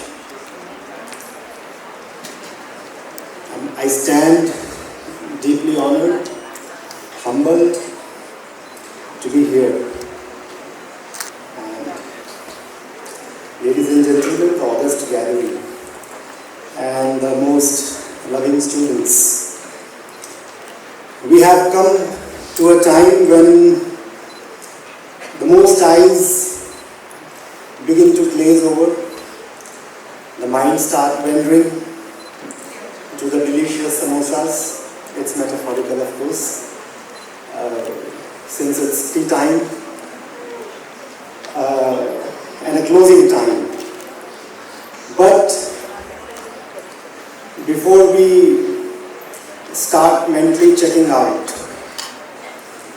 allow me to remind that this is a very significant moment when we as the judges not to express our gratitude to the organization, but through our continuous experience to mention a few of the points to the budding students. Before I would offer that, let me remind my school days when army schools, of course they are known for their exceptional discipline and the character building, and I come from a city, very small city, Ambala, where we had this army school, a towering sort of elitist place, which wasn't accessible to all the civilians, but yes, we used to go there to participate in the debates as they generosity invited the local town students. So when I was asked to come as a judge in this particular event, it was like fulfilling an unrequited love, which perhaps came to a termination, but I believe that the termination would not go, end here. It's just a beginning. This termination is primarily a beginning. So now, being into the academics, almost in 20 years, I have seen a lot of talent, but I must say the kind of commitment, dedication, ideas, innovation truly impressed me today. I'm so impressed. So as a judge, I would like to share a few suggestions that may help perhaps to sharpen the young minds. First, always remember that clarity is the key. Clarity is the key. So focus on this part. Speaking clearly and concisely not only strengthen your argument, but also keep your audience engaged. Right? Second, very important, try to connect. In the families, we teach our children, disconnect to connect. At least when we sit over a cup of tea or having a dinner together, disconnect. Disconnect the electronic devices, mobile phones, TVs, and connect to the family. So that is disconnect to connect. Here is connect to the audience. So connection is very important. And remember, this connection is not for a winning. It's not about winning. It's about building your relations. Look at all the debates, if I may offer, debates of the British Parliament, the debates that are going on these days, and in fact, a couple of days ago, it just closed, the presidential debates in the United States. They aren't just about presenting arguments. They aren't. In fact, they are about building relations. Relations with the society. Persuading the society, persuading the audience with the blend of logic, ideas, and your personality. That's all. And do not forget the intellectual tradition, the intellectual debates of Bharat, of our own culture. Ancient debates like the debates between Janak and Ashtavakra, the dialogues between Yam and Nachiketa, the dialogues between Yagyavalakya and Maitri. They are all deeply insightful. And they are the powerful examples to sharpen your minds. Remember, the ultimate goal of these debates was discovering truth. And therefore today I am not here, of course, to tell you about the truths and lies of augmented realities that we have been discussing since morning. We can have a separate discussion on any other occasion. But the fact of the matter is, the ultimate aim of our life should be to discover the truth. And this churning is known as debate. Truth comes out of this churning.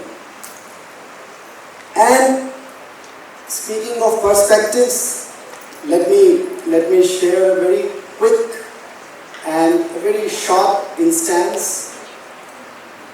I was in college. We had a talent show and we were very enthusiastic. A dramatic monologue was going on. But incidentally, you know what happened?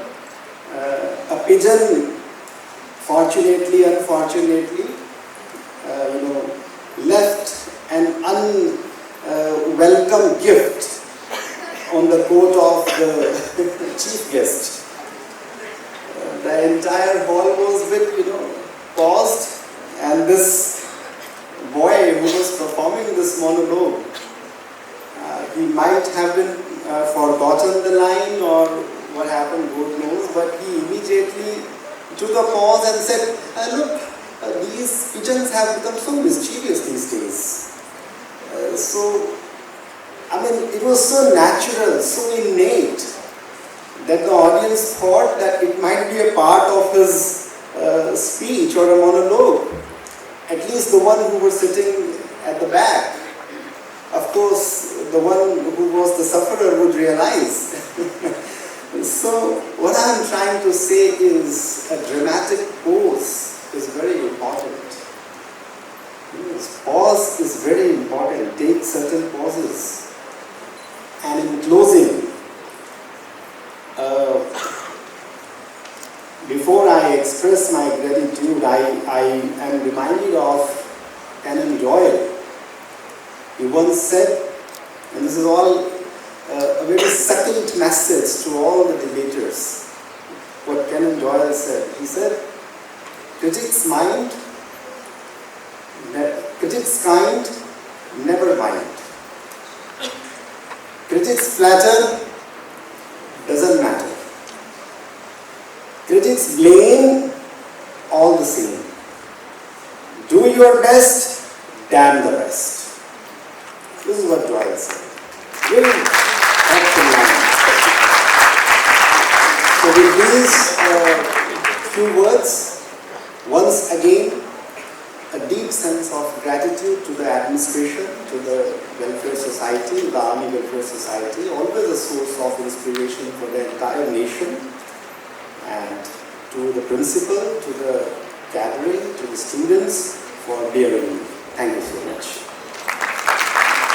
Let us now request our Chief Guest, Major General P.R. Murli, Vishisht Seva Mani, MD Avis, and our Guest of Honor, Mrs. Gunjan Agrawal, accompanied by our Honorable Principal Ma'am and Vice Principal Ma'am, to join us on the stage for the felicitation of our esteemed panel of judges who have taken out time from their very busy schedule to judge this prestigious debate.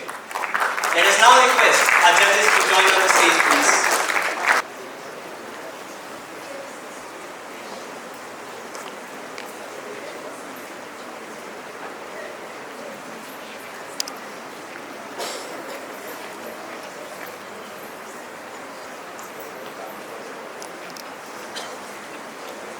Let us now request Aditya from class 7A to present a token of our heartfelt gratitude to Dr. Varun Gulati, please.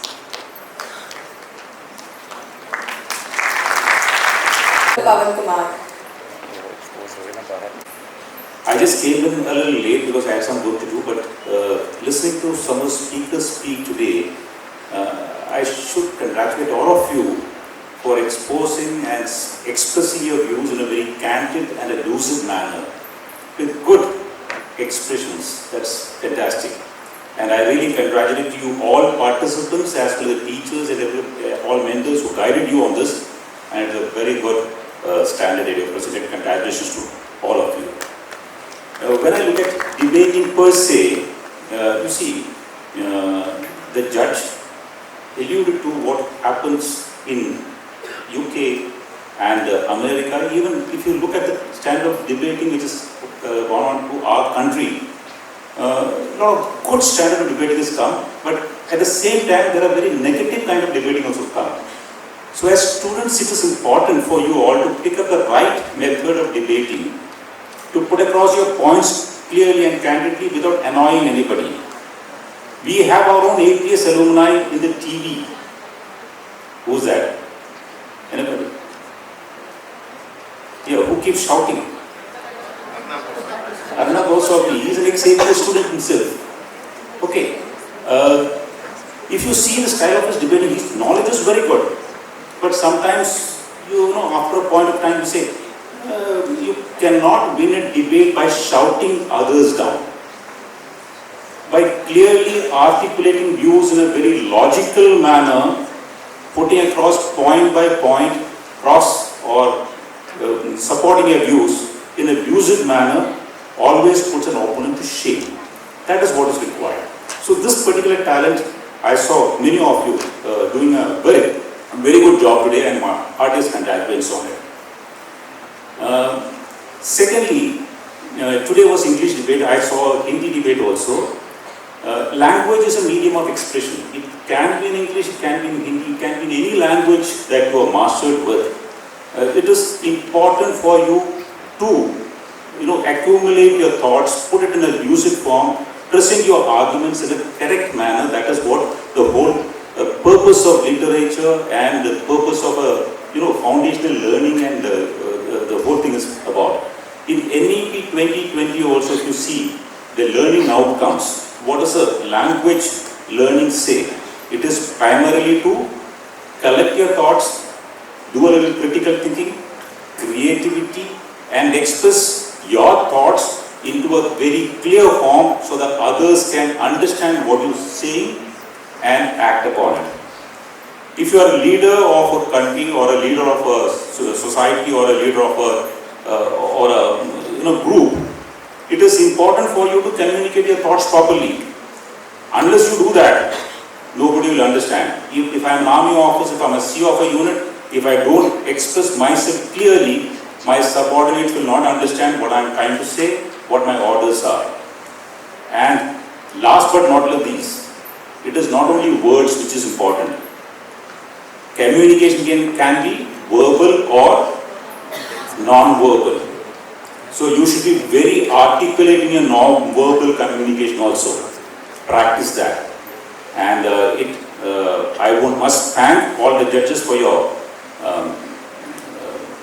being part of this particular competition and taking pains to judge the students, which is a difficult task, I know.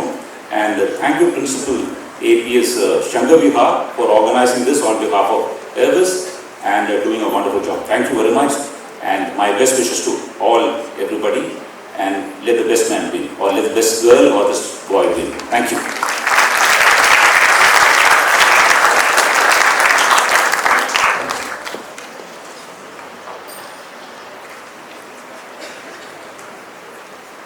Thank you, sir. Every special moment comes to an end, and this occasion is not an exception. We wish to thank our guest of honor, Ms. Kunchan Agarwal, for sparing time from a very busy schedule and being with us today. Ma'am, your presence itself has been a great source of motivation and inspiration for us. Thank you, ma'am, for being with us. I'm also thankful to our judges, Dr. Pavan Kumar and Dr. Varun Gulati, who have set their own benchmarks in their respective fields and are a role model to many of us. Your appreciation and analysis of the drape will help us to hone our skills and sustain high standards in all endeavors. I wish to thank the dignitaries who have graced the occasion. My heartfelt gratitude to AVIS for giving such a platform to the young debaters to enhance their public speaking skills. Let me thank our principal, Ms. Neena Singh, and our team of teachers and students for preparing and conducting this debate. Finally, a big word of thanks to all the volunteers and the council members who have toiled hard to make this event happen.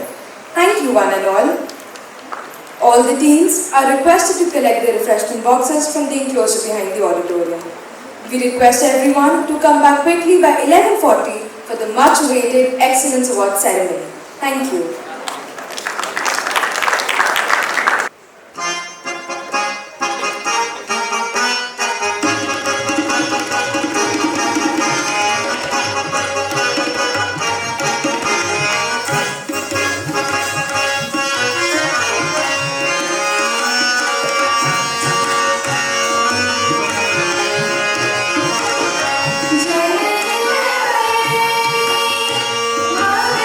Jai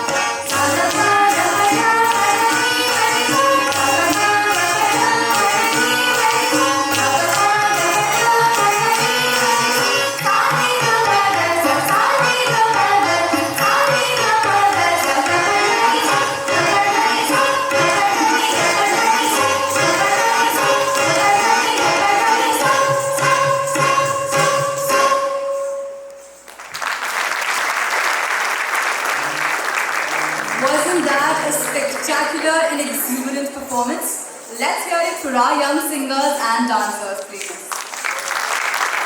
Retired Managing Director, Army Welfare Education Society, and Major General Anupam Agarwal, General Officer Commanding 22 Infantry Div, Patron of APS Shankar VIHAR, and Brigadier Shishir Khamaya, Sena Medal, Chairman of APS Shankar VIHAR, and the complete fraternity of APS Shankar VIHAR, I, Neena Singh, Principal APS Shankar VIHAR, extend a warm welcome to our Chief Guest, Lieutenant General Bhavnesh Kumar, Vishesh Seva Medal, General Officer Commanding Delhi Area. Our children have said a lot about you, sir. So in this script, I had included all that my children, lovely children, they have said. So nothing much to say. Your achievements, they are valuable for our children. And of course, it's going to do, we also extend a hearty welcome to all the dignitaries, including the principals of the award-winning schools, to the Army Welfare Education Society Excellence Award Ceremony 2024. Sir, your achievements and contributions are truly inspiring. We are honored to have you with us today. It's a pleasure to welcome you all to the Annual Excellence Award Ceremony. Today, we gather to celebrate the dedication, hard work, and exceptional achievements of students of various APSs who have excelled across academics, sports, co-scholastic, and other fields. To celebrate the accomplishment of our young achievers, our award winners, I congratulate each one of you. It is the result of your dedication and your commitment to the excellence. You have truly earned your moment in the spotlight, and we are all very proud of you. At this ceremony, we not only honor the achievements of our students, but also the hard work and guidance of teachers and parents who have supported every step of the way. Today, we celebrate our shared commitment to excellence in education and the incredible potential it unlocks in each of our students. Let us all celebrate together as we recognize the outstanding accomplishments of these young minds, and let us continue to inspire each other to aim higher and dream bigger. Jai Hind, thank you. Dear audience, Army Welfare Education Society has a dynamic motto of quality education at an affordable cost. It runs 137 schools and various professional colleges all over India. Army Welfare Education Society has constituted Excellence Awards to applaud and recognize the excellent and outstanding academic and co-curricular results from Army schools all over India. These Excellence Awards are aimed at inculcating a healthy competition among Army schools with a view of improving overall educational performance and standards, to provide a fair and well-deserved judgment and an even platform to all the schools. The schools are divided into very large, medium, small and very small category schools on the basis of diversity in strength and location of the school. So without further ado, let us invite Major General B.R. Murli, Vishesh Seva Medal, MD Avis, and our guest of honor, Mrs. Gunjan Agarwal, to present the first set of awards, please. We would also request Chairman Sir and Principal Ma'am to kindly escort him, please. Of winners for the national level English debate, which was held earlier today.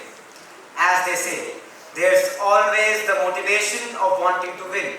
Everybody has that, but a champion needs, in his attitude, a motivation above and beyond winning. Ladies and gentlemen, let's begin with the individual prizes. Let's see who asked the most potent questions today.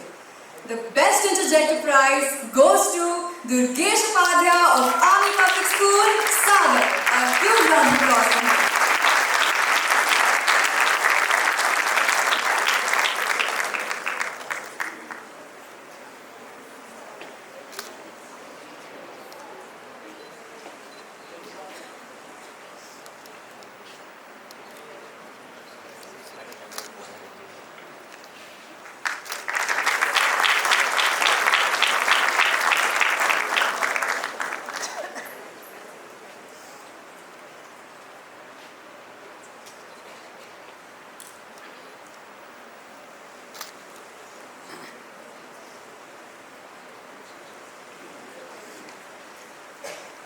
they say, the power of real debate is in the language and intellectual honesty of the debaters. The best speaker for the motion today is Ria of APS Sagar. Let's hear it for you.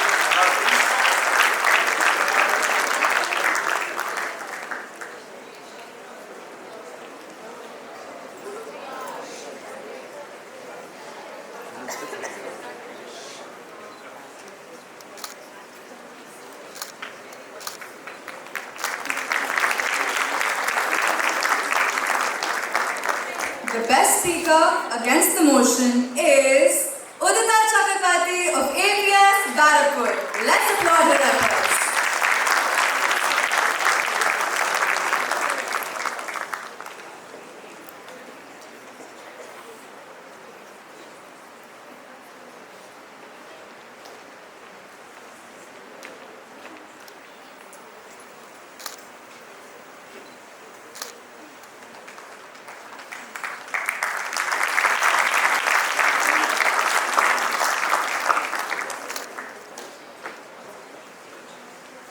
The second best speaker for the motion goes to Simran of APS Bhatinda.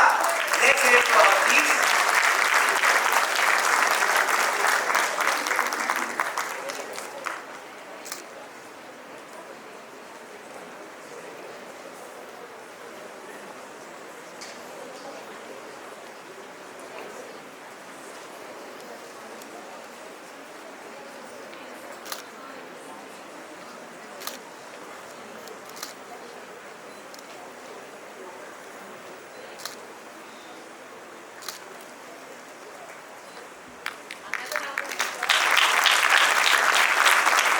The second best speaker against the motion is Abhinav of Army Public School, Bhatinda.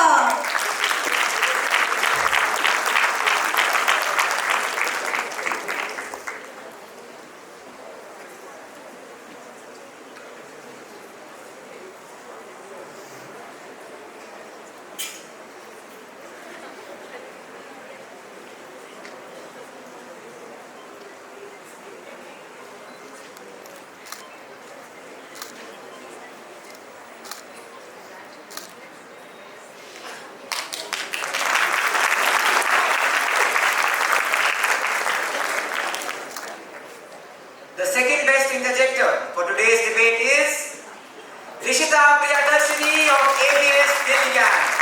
Let's give her a huge round of applause.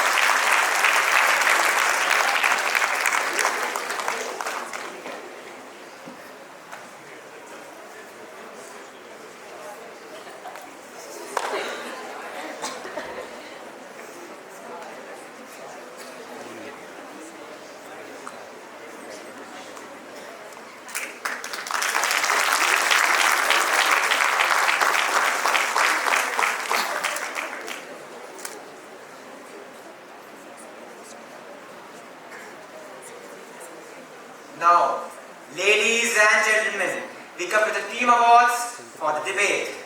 The runners-up trophy goes to Team APS Bhatinda. I give you a round of applause for them, please.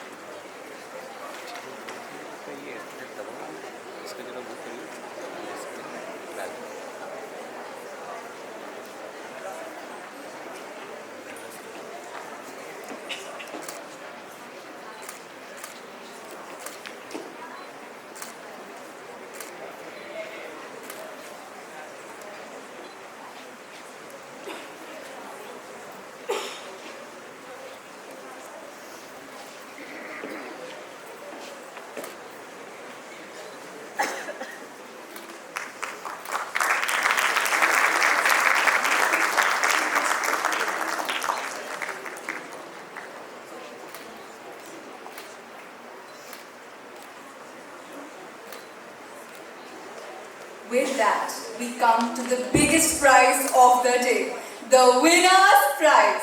The winners of the National Level English Debate 2024 is Team Army Public School, Barakpur.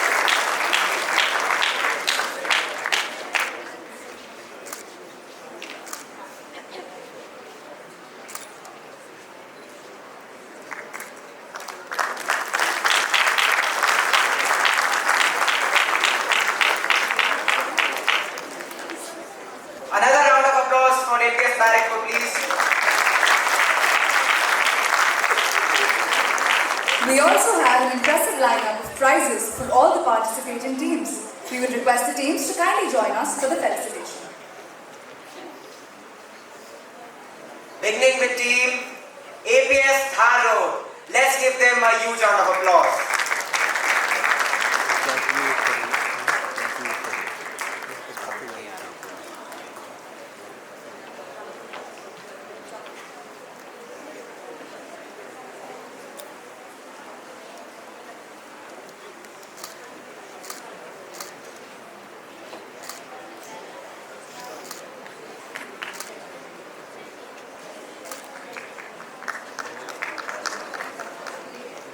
A round of applause for them, please.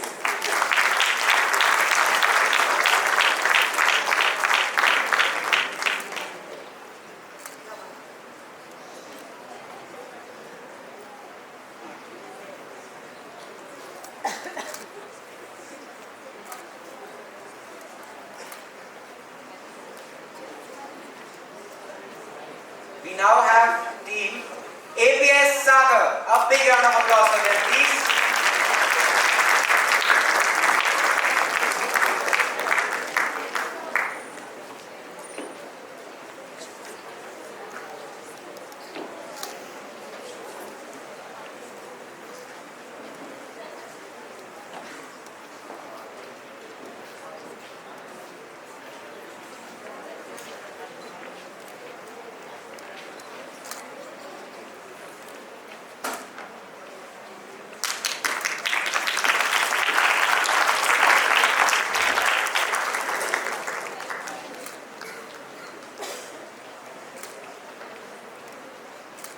A round of applause for them, please.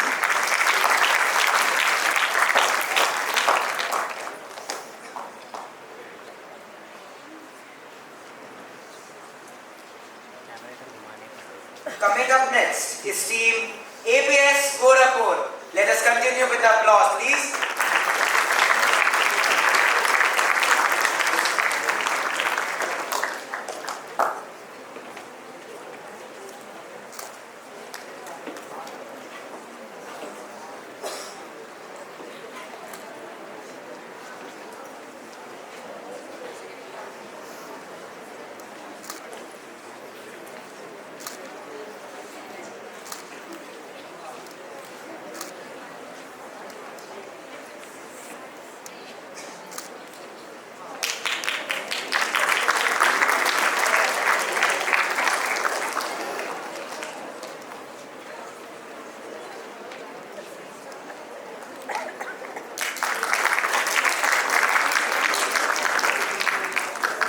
Finally, last but certainly not the least, is team APS Diligent. A huge round of applause again.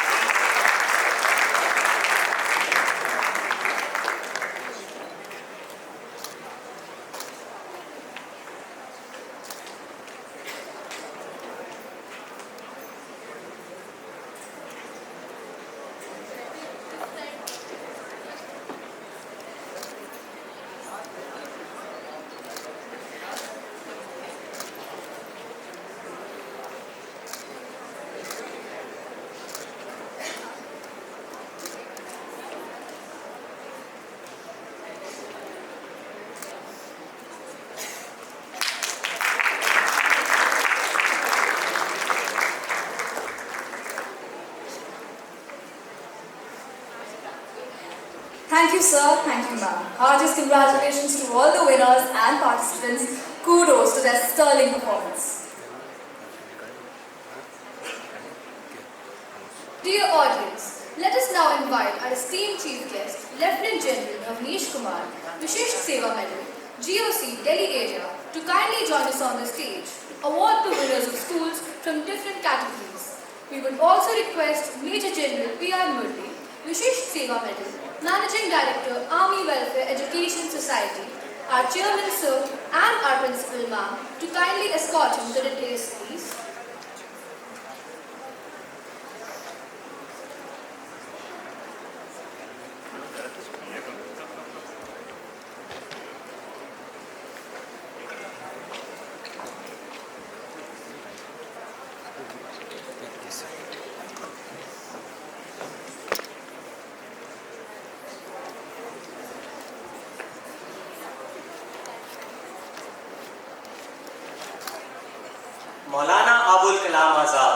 India's first education minister, had once remarked, and I quote, "A good school is a national asset of highest value at any place and at any time. Schools are the laboratories which provide the future citizens of the state." Unquote. The first award for today has been constituted to recognize the maximum induction of the school's alumni into institutes of higher education all over India. This trophy has been christened as the Achievers Trophy. The school winning the first position is being awarded a handsome trophy and a cash incentive of rupees 1 lakh. APS Bolaram is the first position winner of this category.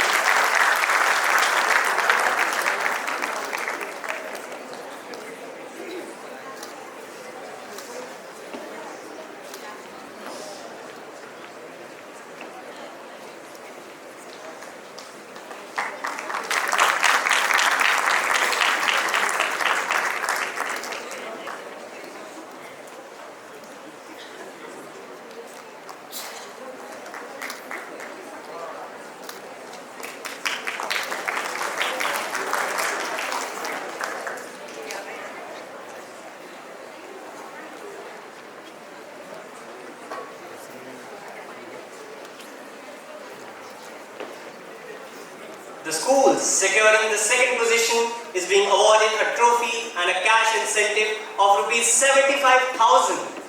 ABSSR has stood second and won this award. An appreciative ovation for them, please.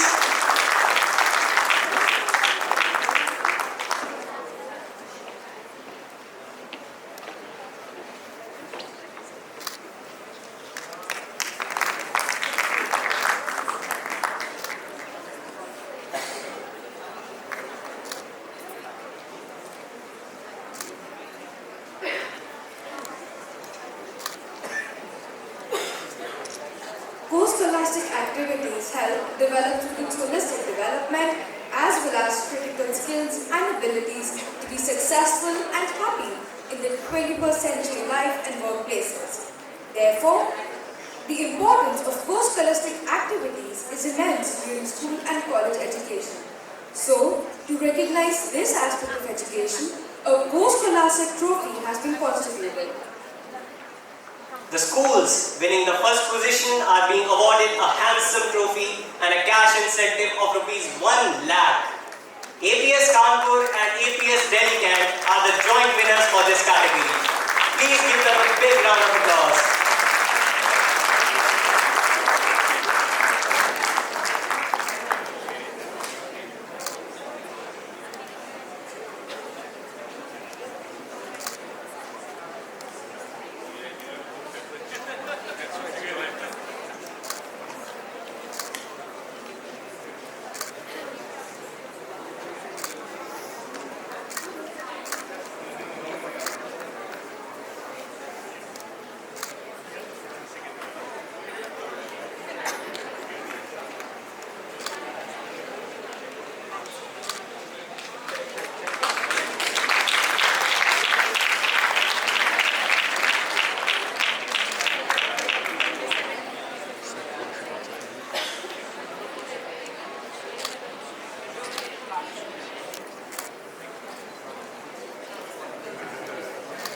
The school securing the second position is being awarded a trophy and a cash incentive of rupees 75,000. APS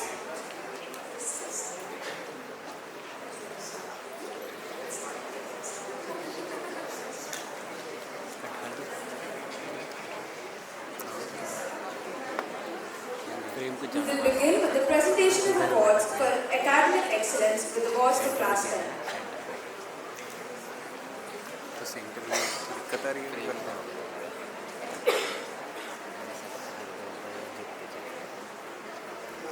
The prizes constituted for the very large category schools are the school winning. The first position is being awarded a handsome trophy and a cash incentive of rupees 75,000. This award is backed by APS Devlali. A huge round of applause for them, please.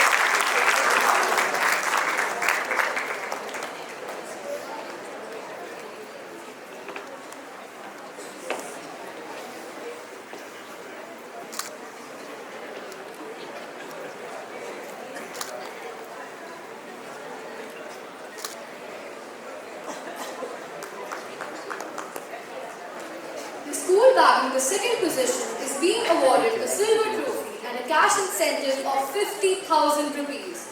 APS Chandi Mandil walks away with this prize. Ladies and gentlemen, give them a big round of applause.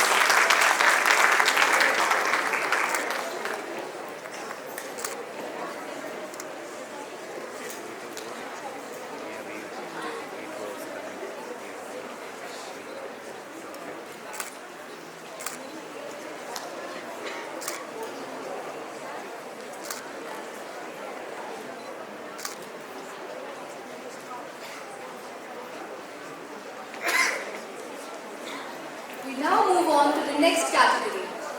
The prizes constituted for the last category schools are: the school winning the first position is being awarded an impressive golden trophy and a cash incentive of Rs 75,000.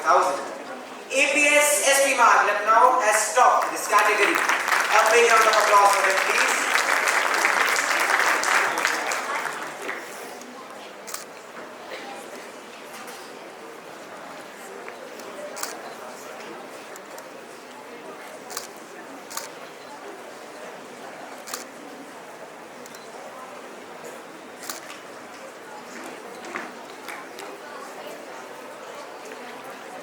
The school bagging the second position is being awarded a silver trophy and a cash incentive of Rs 50,000. The school which stood second in this category for the year 2024 is APS Prayagraj. Let's give them a huge round of applause.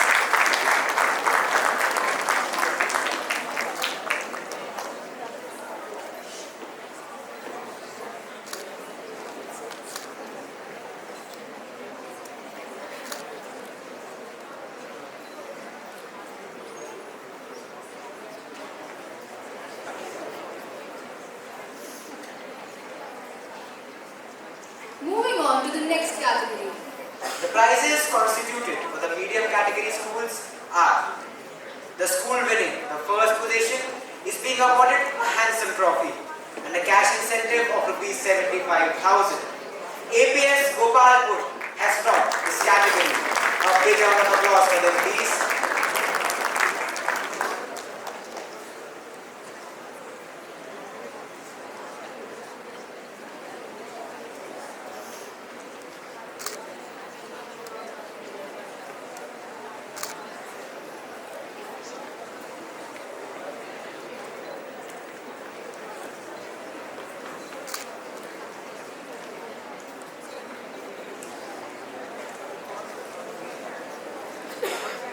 The school standing second is being awarded a silver trophy and a cash incentive of Rs 50,000.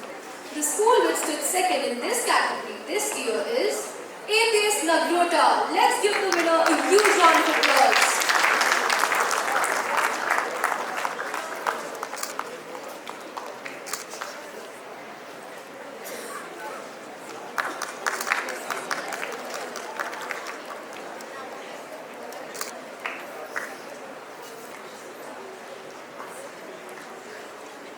We now come to the small category schools. The prizes constituted for the small category schools are: for the first position, the school is being awarded a trophy and a cash incentive of Rs 75,000. APS Ranikhet has topped this category this year. A huge round of applause for them.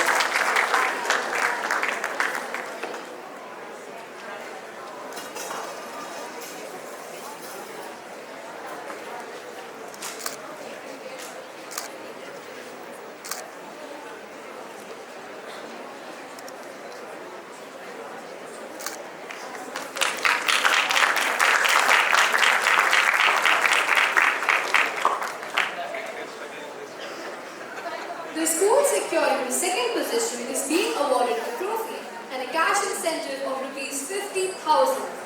APS Varanasi has stood second and won this award. Please give them a big round of applause.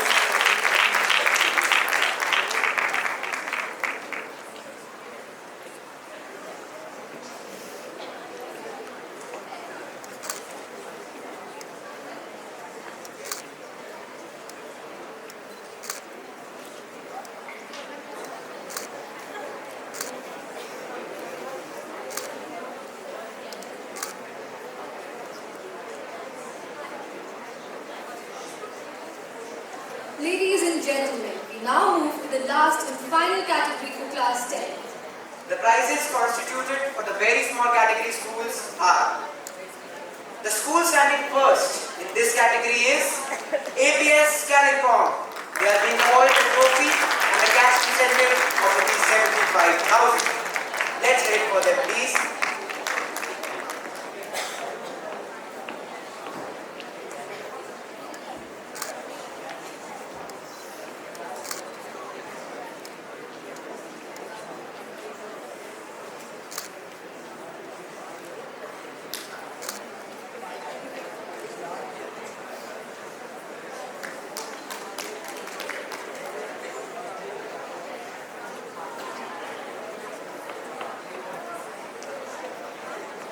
The school securing the second position is being awarded a trophy and cash incentive of ₹50,000.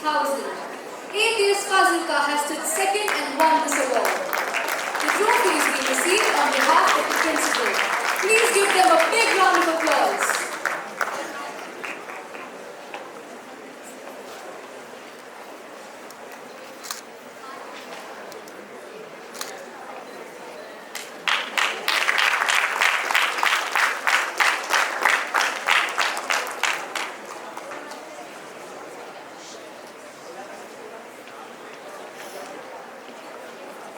With that, we come to the end of awards for class 10. As we move on to the next category of awards, I am reminded by this famous quote: "School is a building which has 4 walls with tomorrow inside." Excellence awards for class 12 are in recognition for creating this golden tomorrow for the students. Let us begin with the very large category schools. The prizes constituted for the very large category schools are: the school winning the first position is being awarded an impressive trophy and a cash incentive of ₹1 lakh. This award is backed by APS Bolaram. A huge round of applause for the winner, please.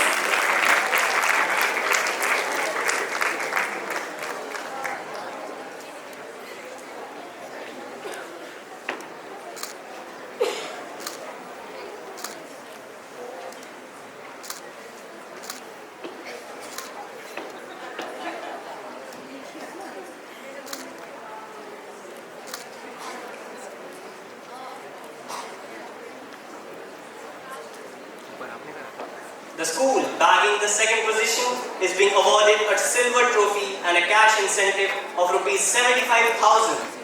APS Udhampur walks away with this prize. Please, ladies and gentlemen, give them a big round of applause.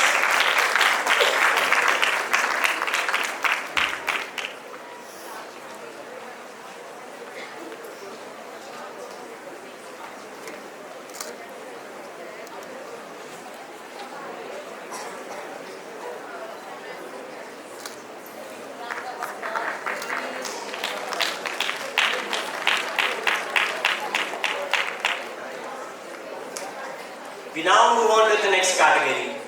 The prizes constituted for the large category schools are: the school winning the first position is being awarded a magnificent golden trophy and a cash incentive of ₹1 lakh. APS Diggy Camp has topped this category. Big round of applause for them, please.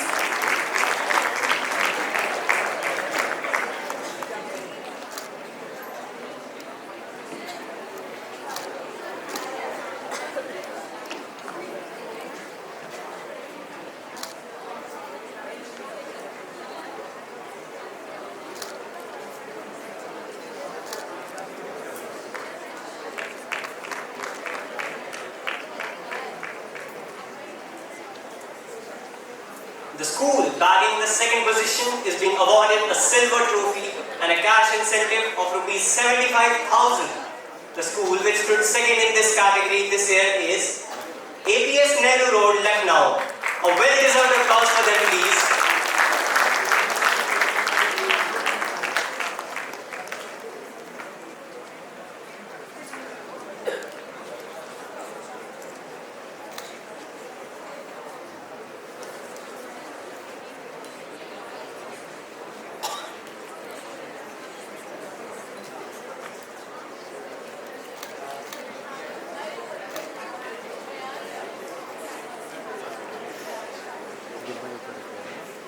Moving on to the next category now. The prizes constituted for the medium category schools are: the school winning the first position is being awarded a handsome trophy and a cash incentive of rupees 1 lakh. APS Tezpur had topped this category. Big round of applause for them, please.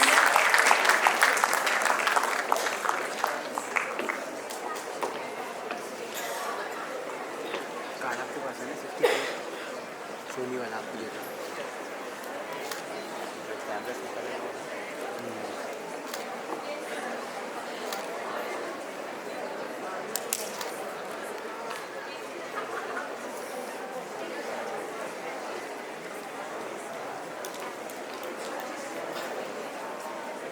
The school standing second is being awarded a silver trophy and a cash incentive of rupees 75,000.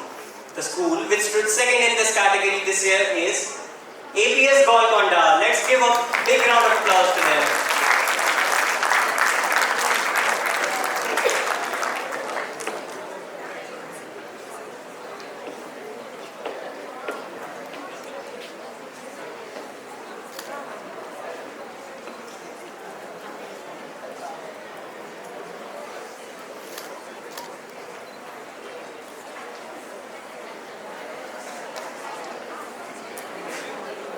We now come to the small category schools. The prizes constituted for the small category schools are: for the first position, the school is being awarded a trophy and a cash incentive of rupees 1 lakh. APS Raniket has topped this category this year. A huge round of applause for them, please.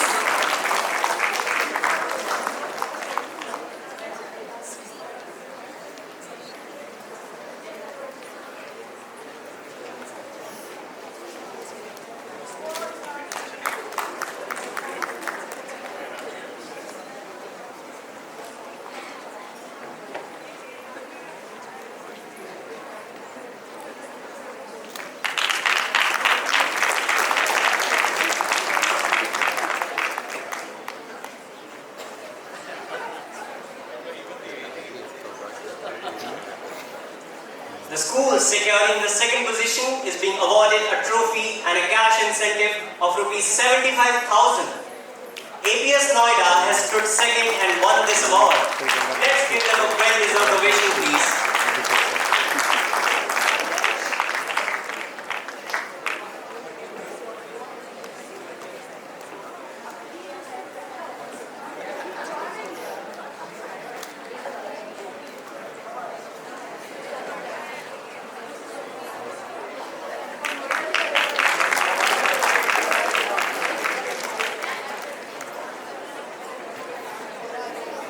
Ladies and gentlemen, we now move on to the last and final category for the class 12. The prizes constituted for the very small category schools are: the school standing first in this category is APS Dakshay.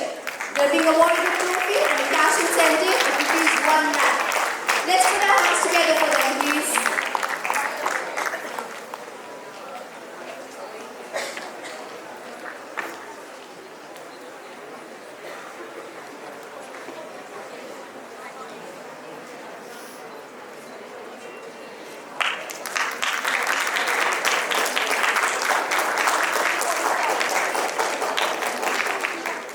The school securing the second position is being awarded a trophy and a cash incentive of rupees 75,000. APS Cananor has stood second and won this award. Let's give them a big round of applause.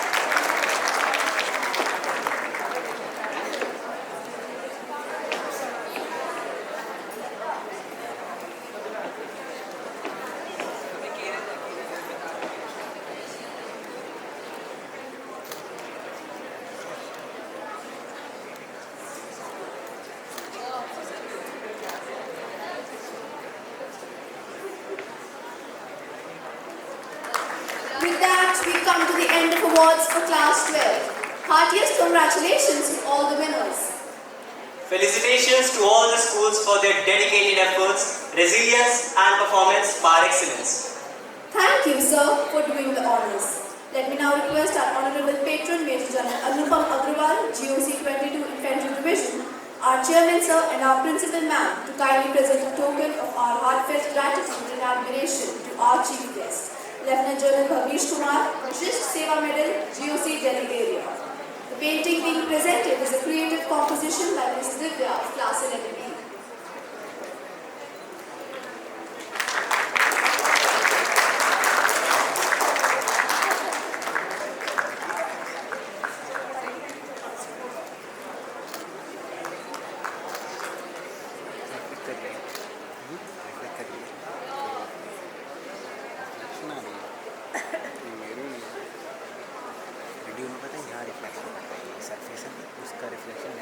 Brigadier Shishir Maya Sena Medal, Chairman of APS Shankar VIHAR, Mrs. Neena Singh, Principal APS Shankar VIHAR, Mrs. Gunjan Agrawal, the guest of honor today, and the Chairman FW of 22 Div, all the principals of the schools which have won the awards of excellence today, and the other principals also, all the teachers and our dear students.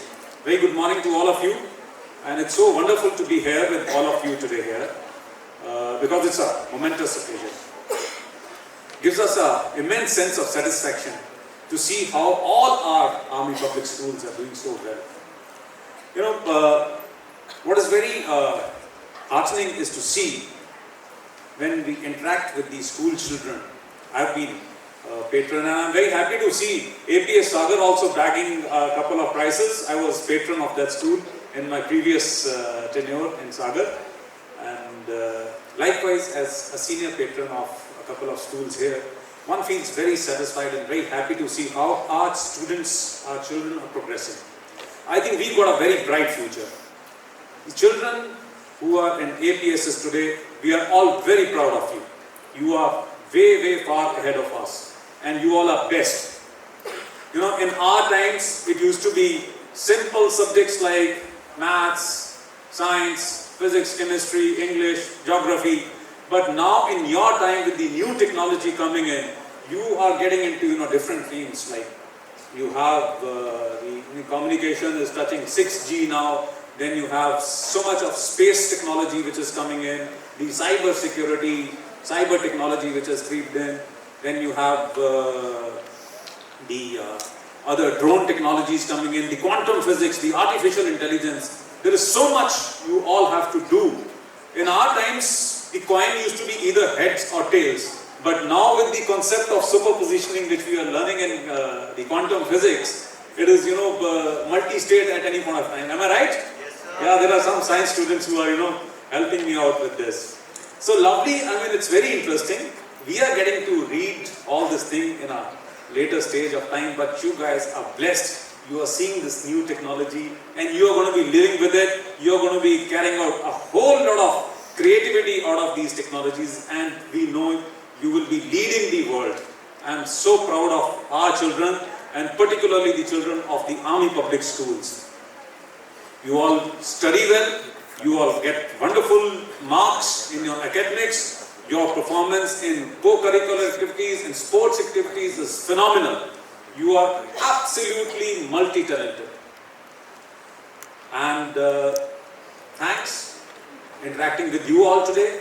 I also go back when I come and attend such ceremonies, much more, you know, there's so much of enthusiasm in these kind of ceremonies. The children are full of energy, and we walk back with our batteries also, you know, recharged.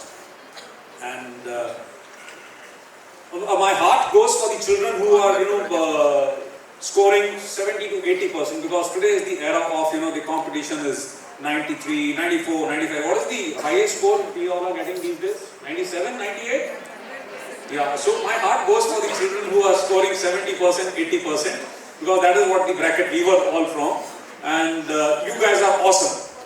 And believe you me, those who are not the science students, those who are commerce students and the art students, you are going to be thinking of the, you know, this new technology, what creativity, what creations we can make. Of course, the science students will have to then work to create that kind of a thing.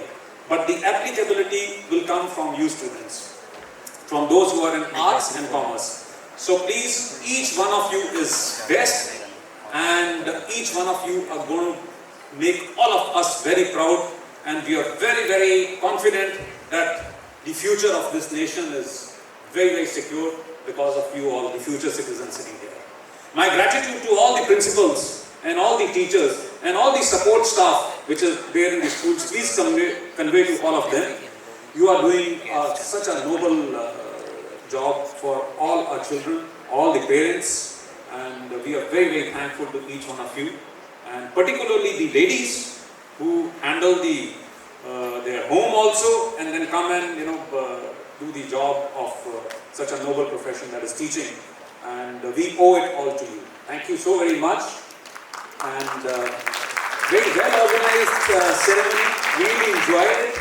So my gratitude to APS Shankar ma'am for organizing this ceremony for the Army Welfare Education Society. You, your teachers, your students and all your support staff, please convey our compliments to each one of them. This has been so well organized, thank you. And thank you sir, you and your team is doing a great job in all the 139 schools, sir. And it's a wonderful noble service which this society is doing for the children and for the growth and the future of this nation. Thank you very much. Thank you. God bless you all. Morning. Jai Hind. We would now request Major General P.R. Murli, Vishisht Seva Medal, MD Davis, to kindly propose a vote of thanks, please.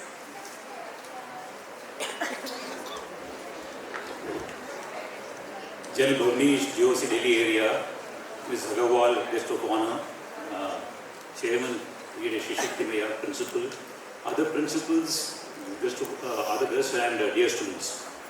Before I say thanks, I just echo 3 points, which when you call upon me to speak during debate, I didn't touch upon because the judges were, marking.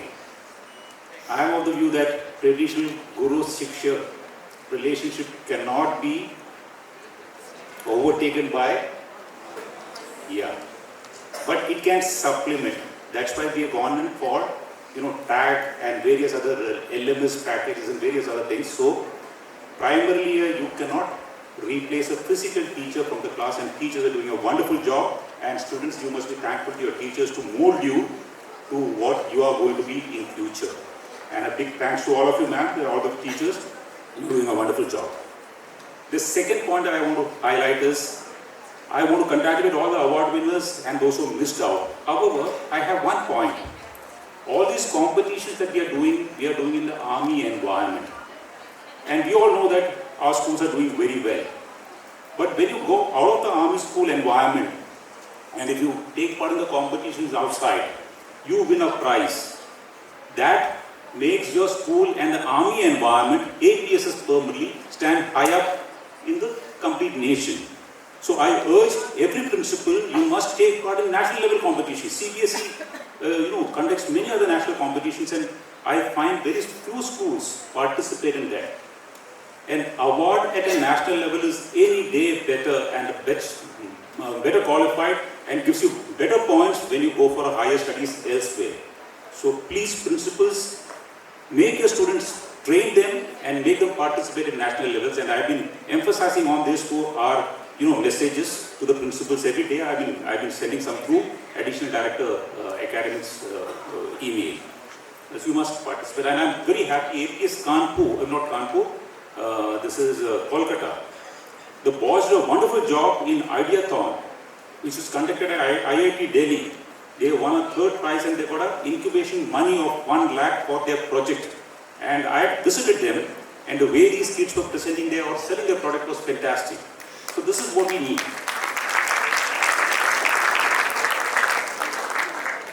Now, the last point which I think GOC also emphasized on, science is good. Science is making waves. But gentlemen, the creativity, like GOC said, comes from an art student. The dance performance, the art, the languages, where does it come from? The art student. Please don't ignore. If you have a heart for arts, please don't go to science. In fact, when I was addressing the BOG of AWA, and I was giving what AWAS does for army schools and all, 2 ladies after the presentation walked up to me and said, Jan Murli, I think we should have taken arts in our classes because Papa ne bola BSc kar liya. And while doing BSc, I realized I have a flair for languages. It is too late in life to realize that. But you are at a stage where you can pick up your career now. Don't go blindly after science. This is my sincere advice, and I fully endorse what GOC Delhi area said. Now, it all reminds for me to thank GOC Delhi area. You must understand, Delhi is a happening place. And at every drop of the, ticking of the second hand, GOC Delhi area gets a call for some conference somewhere or other. And I am very grateful to you, sir, for taking time out and be amongst us to give away those awards. Thank you very much for that. And ma'am, again, you have come all the way from Meerut and you have tried to be with us and be part of us. Thank you very much for that. All of the principals who have come from various schools, prize winners and the students, you really deserve an applause for participating in this event, and my heartfelt thanks to you because it's an annual event and you have made our day. Last but not the least, it is a special thanks to Chairman APS Shankar VIHAR Brigadier Shishir Timaya, Principal Mrs. Neena Singh, and all the teachers, students and staff of APS Shankar VIHAR. हमारा पड़ोसी है, so आप लोग बहुत काम किया. I've been seeing you like last 2-3 days. I've been seeing the students in NCC uniform rehearsing, and a lot of work going around. So I knew something is, yes, good product is coming up. And beautifully, I never interfered in that because I had full confidence in you have produced a wonderful thing and a wonderful efforts. Thank you very much for that. Thank you, everybody. Good day. Jai Hind.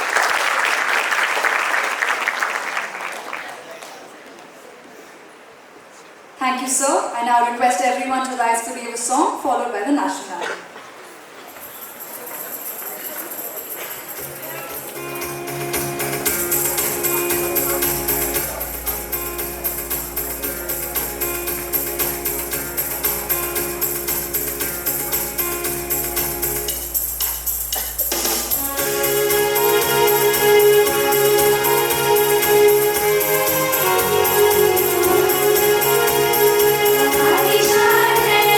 हमारी जान है